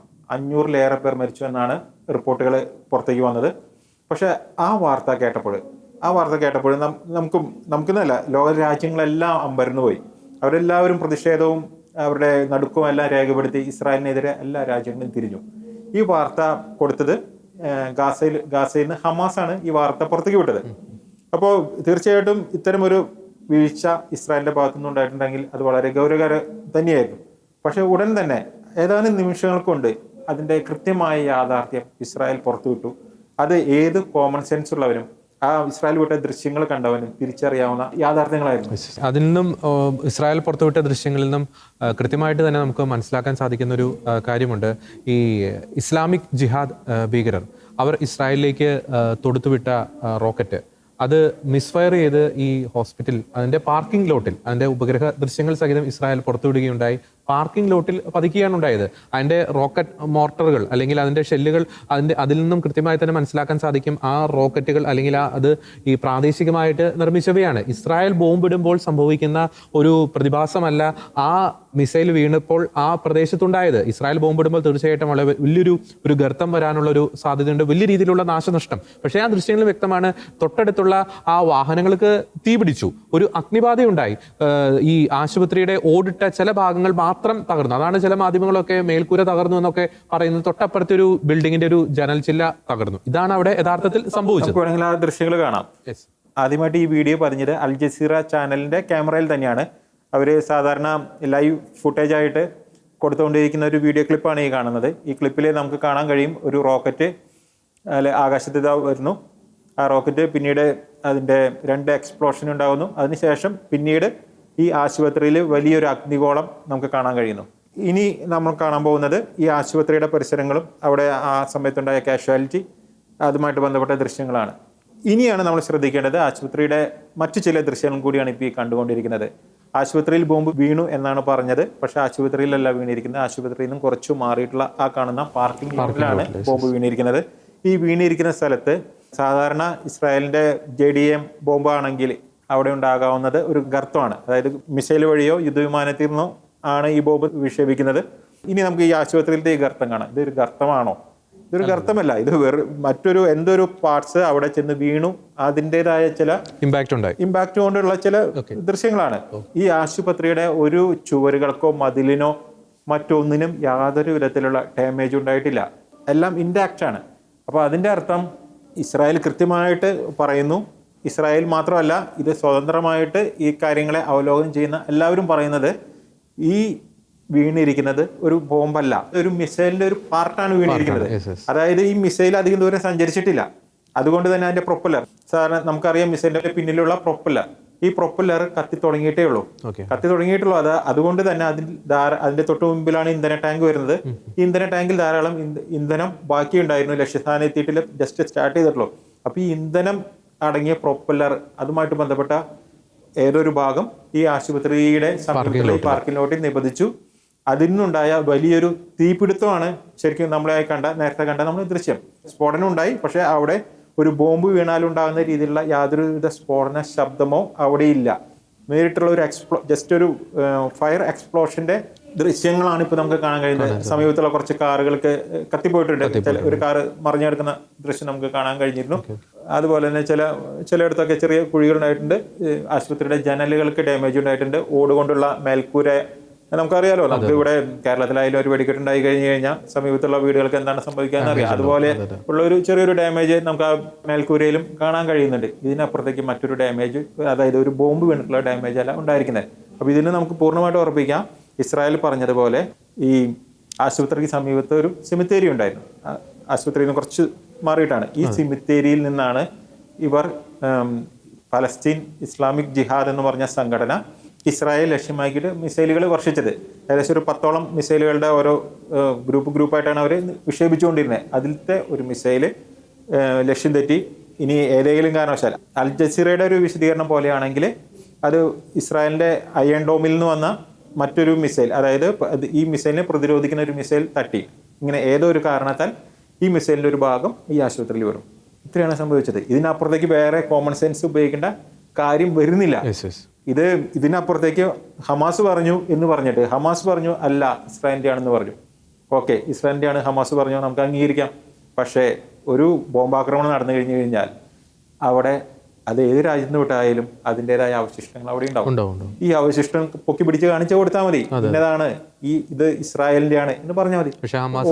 ഹമാസിന് അത് കാണിക്കാൻ പറ്റില്ല. ഇനി വേണമെങ്കിൽ മറ്റെവിടെയെങ്കിലും പൊട്ടിയിട്ടുള്ള ഏതെങ്കിലും ബോംബും കൊണ്ടുവന്ന് കാണിക്കാം. പക്ഷെ ഈ നിമിഷം വരെ അവർക്കത് കാണിച്ചിട്ടില്ല എന്നുള്ളതിന് ഇത് വെറും കോമൺ സെൻസ് അല്ലേ? ഇതിനപ്പുറത്തേക്ക് വേറെ ഒന്ന് ഒരാൾക്ക് ചിന്തിക്കാനുണ്ടോ? എന്നിട്ട് കേരളത്തിലെ മാധ്യമങ്ങൾ എന്താണ് എഴുതി വെച്ചത്? ഇസ്രായേലിന്റെ വേർഷൻ പോലും കൊടുത്തില്ല, പിറ്റേ ദിവസം കൊടുത്തില്ല. എന്തുകൊണ്ടാണത്? അവർ ഇപ്പോഴും പറഞ്ഞുകൊണ്ടിരിക്കുന്നു ഇസ്രായേൽ വർഷിച്ച ബോംബിൽ 500 പേർ മരിച്ചു. 500 പേര് മരിച്ചിട്ടില്ല, 50 പേരെ അവിടെ മാക്സിമം 50 പേരെ അവിടെ മരണം ഉണ്ടായിട്ടുള്ളൂ എന്നുള്ള കാര്യങ്ങളും മറ്റുള്ളവർ റിപ്പോർട്ട് ചെയ്യുന്നുണ്ട്. അവിടുത്തെ വിദഗ്ധർ റിപ്പോർട്ട് ചെയ്യുന്നുണ്ട്, ഏറി വന്നാൽ 100.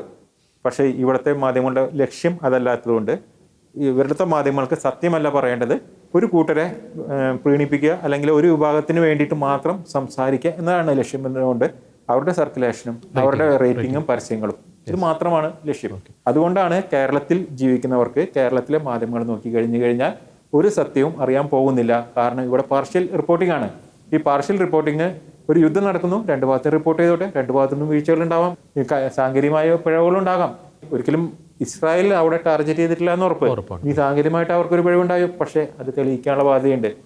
അത് ഹമാസ് പറഞ്ഞു എന്നതുകൊണ്ടല്ലാതെ തെളിയുന്നത് അതിൻ്റെതായ തെളിവുകളുണ്ട്. ഈ തെളിവുകൾ മുഴുവൻ ഇസ്രായേൽ നിരത്തി വെച്ചിട്ടുണ്ട്.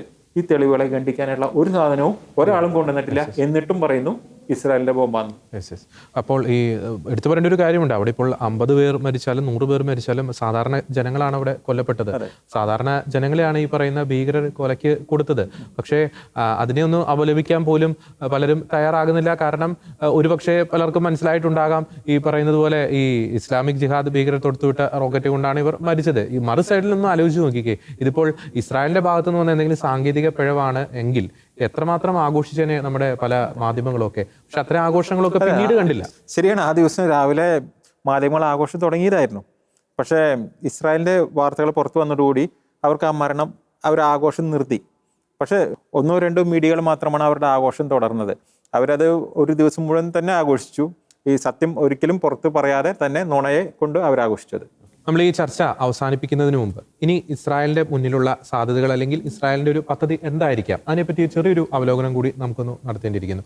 ഈ ഒക്ടോബർ 7-ാം തീയതിയിലത്തെ ആക്രമണത്തിന് ശേഷം, ഹമാസ് ഭീകരരുടെ ആക്രമണത്തിന് ശേഷം ഇസ്രായേൽ വ്യോമാക്രമണം ശക്തമാക്കി, ഹമാസിന്റെ ശക്തി കേന്ദ്രങ്ങൾ ബോംബിട്ട് തകർക്കുന്ന ഒരു സ്ഥിതിവിശേഷം. അതിനുശേഷം ഇസ്രായേലിലെ സാധാരണക്കാർക്ക് ശക്തമായിട്ടുള്ള രീതിയിലുള്ള ഒരു മുന്നറിയിപ്പ് ഇസ്രായേൽ കൊടുത്തിരുന്നു. ഗാസയുടെ നോർത്തേൺ സൈഡിൽ നിന്നും സദേൺ സൈഡിലേക്ക് ഒഴിഞ്ഞു പോകണം എന്ന് പറഞ്ഞ് കൃത്യമായ മുന്നറിയിപ്പ് കൊടുത്തിരുന്നു. ലക്ഷക്കണക്കിന് ആളുകൾ ഒഴിഞ്ഞുപോയി, സദേൺ സൈഡിലേക്ക് പോയി. ഏകദേശം 1 ലക്ഷത്തോളം ആളുകളാണ് ഇപ്പോൾ അവിടെ അവശേഷിക്കുന്നത്. അപ്പോൾ ഇസ്രായേൽ ഈ ഗാസയിലേക്ക് പ്രവേശിച്ചു കഴിഞ്ഞാൽ അവർ ചെയ്യുന്ന പ്രധാനപ്പെട്ട ഒരു കാര്യമുണ്ട്. ഈ ഗാസയിൽ ഉടനീളം ഈ ഹമാസ് ഭീകരരുടെ ശക്തമായിട്ടുള്ള ഈ ടണൽ നെറ്റ്വർക്ക്സ് ഉണ്ട്. ഈ ടണൽ നെറ്റ്വർക്ക്സ് പലപ്പോഴും പറയപ്പെടുന്നത്, ഈ നെറ്റ്വർക്ക്സ് പലതും ചിലപ്പോൾ അതിൻ്റെ ആരംഭം ഈ ചില ഗാസയിലെ ചില സ്കൂളുകളിൽ നിന്നാകാം, ചില ആരാധനാ കേന്ദ്രങ്ങളിൽ നിന്നാകാം, ഹോസ്പിറ്റലിൽ നിന്ന് കൂടി ഈ ടണലിന്റെ ആരംഭം ഉണ്ട് എന്ന് പലരും പറയുന്നുണ്ട്. ഈ ടണൽ ചെന്ന് എത്തുന്നത് ഈ ഇസ്രായേലിലേക്ക് നുഴഞ്ഞു കയറാനുള്ള മാർഗമായി ഈ ഹമാസ് ഭീകരർ ഈ ടണലിനെ ഉപയോഗിക്കുന്നുണ്ട്. ഈ ഇസ്രായേലിനുള്ളിലുള്ള ചില കേന്ദ്രങ്ങളിലേക്ക് എത്താനുള്ള മാർഗമായി ഈ ടണൽ യൂസ് ചെയ്യുന്നുണ്ട്. അപ്പോൾ ഈ ഇസ്രായേൽ സൈനികർ ഇനി ഗാസയിലേക്ക് എത്തിക്കഴിയുമ്പോൾ അവർ ആദ്യം ചെയ്യുന്നത് ഈ ടണൽ ഇൻഫ്രാസ്ട്രക്ചർ ശക്തമായിട്ട് തകർക്കുക എന്നൊരു കാര്യമാണ്. ബന്ദികളെ പാർപ്പിച്ചിരിക്കുന്നത് അത് ഇസ്രായേലിന് മുന്നിലുള്ള വലിയൊരു റിസ്ക് കൂടിയാണ്. പിന്നീട് ഈ ഹമാസ് ശക്തി കേന്ദ്രങ്ങൾ, ഹമാസുമായി ബന്ധപ്പെട്ടുള്ള എല്ലാ കേന്ദ്രങ്ങളെയും ഇവർ അടിച്ചമർത്തും, തകർക്കും. ആ ഒരു കാര്യം നമുക്ക് യാതൊരു സംശയമില്ലാതെ പറയാൻ സാധിക്കും. അതിനുശേഷം ഗാസയിൽ അവർ തിരിച്ചു വരും, അവർ ഉറപ്പായിട്ട് പറയുന്നുണ്ട്. കാരണം അവരുടെ സംവിധാനം, അവരുടെ ദേശത്തിന്റെ സുരക്ഷ ഉറപ്പുവരുത്തി അതിർത്തിയും ഭദ്രമാക്കിയതിനു ശേഷം അവർ തിരിച്ചു വരും. അത് കൃത്യമായിട്ട് തന്നെ പറയുന്നുണ്ട്. അവരുടെ ലക്ഷ്യം സമയമെടുക്കും. അതൊരിക്കലും ഒരു അധിനിവേശമല്ല, ഒരു ഗാസ പിടിച്ചെടുക്കാനുള്ള ഒരു ലക്ഷ്യം അവരുടെ മുമ്പിലില്ല, ഗാസ കൈയെടുക്കില്ല എന്ന് കൃത്യമായി പറയുന്നുണ്ട്. അവരുടെ മുമ്പിലുള്ള ഒരു ലക്ഷ്യം അവരുടെ രാജ്യത്തെ സംരക്ഷിക്കുക, അവരുടെ ജനങ്ങളെ സുരക്ഷിതരാക്കുക. ഇനി ഒരു ഘട്ടത്തിലും ഇത്തരത്തിലുള്ള ഒരു ആക്രമണം ഗാസയിൽ നിന്ന് ഒരിക്കലും ഇസ്രായേലിലേക്ക് ഉണ്ടാകാത്ത തരത്തിൽ ശക്തമായിട്ടുള്ള പ്രതിരോധ സംവിധാനങ്ങൾ അവിടെ തീർക്കുക. അതാണ് ഇസ്രായേലിന്റെ മുന്നിലുള്ള. ഇസ്രായേൽ ഹമാസിനെ തീർക്കും. അത് ഇസ്രായേലും ഉറപ്പിച്ചു കഴിഞ്ഞ കാര്യമാണ്. പക്ഷെ അതിനു മുമ്പിൽ അവർക്ക് വരാൻ പോകുന്ന പ്രതിസന്ധികൾ പ്രത്യേകിച്ച് ഇസ്ലാമിക രാജ്യങ്ങളിൽ നിന്നായിരിക്കും. ഇസ്ലാമിക രാജ്യങ്ങൾ 50ഓളം രാജ്യങ്ങൾ OIC അവര് ശക്തമാണ്. അവരുമായിട്ട് ബന്ധപ്പെട്ട ഒരു വിഷയത്തിൽ അവർ ഒന്നിച്ച് തന്നെ നിൽക്കും. ആ ഭാഗത്തു നിന്ന് ഇസ്രായേലിന് അടുത്ത പ്രതിരോധം ഉണ്ടാകാൻ സാധ്യതയുണ്ട്. പ്രത്യേകിച്ച് ഇറാൻ പോലുള്ള രാജ്യങ്ങളിൽ നിന്നൊക്കെ, പ്രത്യേകിച്ച് നോർത്തേൺ സൈഡിൽ നിന്നും ഹിസ്ബുള്ളയുടെ ഒക്കെ അറ്റാക്സ് വളരെയധികം ശക്തമാകാനുള്ള ഒരു സാധ്യതയുണ്ട്. അപ്പോൾ ഇതാണ് നിലവിൽ ഇസ്രായേലിന്റെ മുന്നിലുള്ള ഒരു സാഹചര്യം എന്ന് പറയുന്നത്. നമ്മൾ ഈ ചർച്ചയിൽ ഉടനീളം നമ്മൾ പ്രധാനമായിട്ടും ഡിസ്കസ് ചെയ്തത് ഈ ഹമാസ് ഭീകരർ എത്രത്തോളം ക്രൂര ചെയ്തികളാണ് ഇസ്രായേലിനെതിരെ നടത്തിയത്, അതിനെപ്പറ്റിയുള്ള ഒരു യഥാർത്ഥ വാസ്തവം കൃത്യമായി തന്നെ പ്രേക്ഷകരുടെ മുന്നിൽ അവതരിപ്പിക്കാൻ സാധിച്ചു എന്ന് തന്നെ നാം വിശ്വസിക്കുന്നു. ഒപ്പം അതിനുശേഷം ഈ അൽ അഹ്ലി ആശുപത്രിയിലുണ്ടായ സ്ഫോടനവുമായി ബന്ധപ്പെട്ടുള്ള കൃത്യമായിട്ടുള്ള വസ്തുതകൾ, അതിൻ്റെ യഥാർത്ഥ വാസ്തവം പ്രേക്ഷകരിലേക്ക് എത്തിക്കാൻ സാധിച്ചു എന്ന് തന്നെ നാം മനസ്സിലാക്കുന്നു.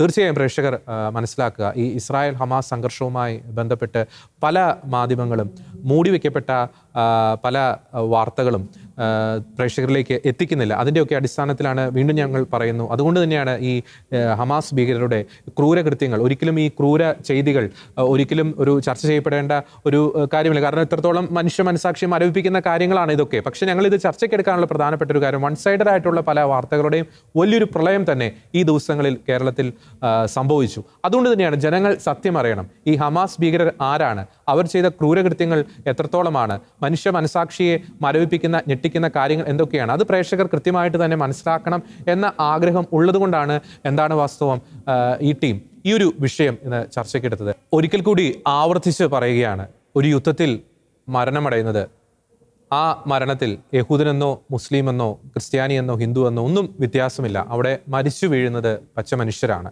പാലസ്തീനിലും മരിക്കുന്നത് പിഞ്ചുകുട്ടികളാണ്, ഇസ്രായേലിലും മരിക്കുന്നത് പിഞ്ചുകുട്ടികളാണ്. ഒരു മരണവും ആഘോഷിക്കപ്പെടരുത്, പ്രത്യേകിച്ച് നിരപരാധികളുടെയും സാധാരണക്കാരുടെയും.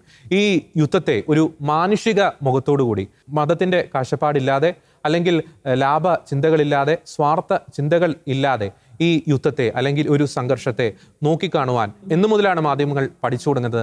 അന്നു മുതൽ പ്രേക്ഷകർക്ക് കൃത്യമായിട്ടുള്ള നിഷ്പക്ഷമായിട്ടുള്ള വാർത്തകൾ പ്രേക്ഷകരിലേക്ക്, പ്രത്യേകിച്ച് ഈ ഇസ്രായേൽ ഹമാസ് സംഘർഷവുമായി ബന്ധപ്പെട്ട നിഷ്പക്ഷമായിട്ടുള്ള വാർത്തകൾ പ്രേക്ഷകരിലേക്ക് എത്തും എന്ന് തന്നെ നമുക്ക് വിശ്വസിക്കാം. തീർച്ചയായും സമാധാനത്തിന് വേണ്ടി ലോകം മുഴുവൻ പ്രാർത്ഥിക്കുകയാണ്, കേഴുകയാണ്.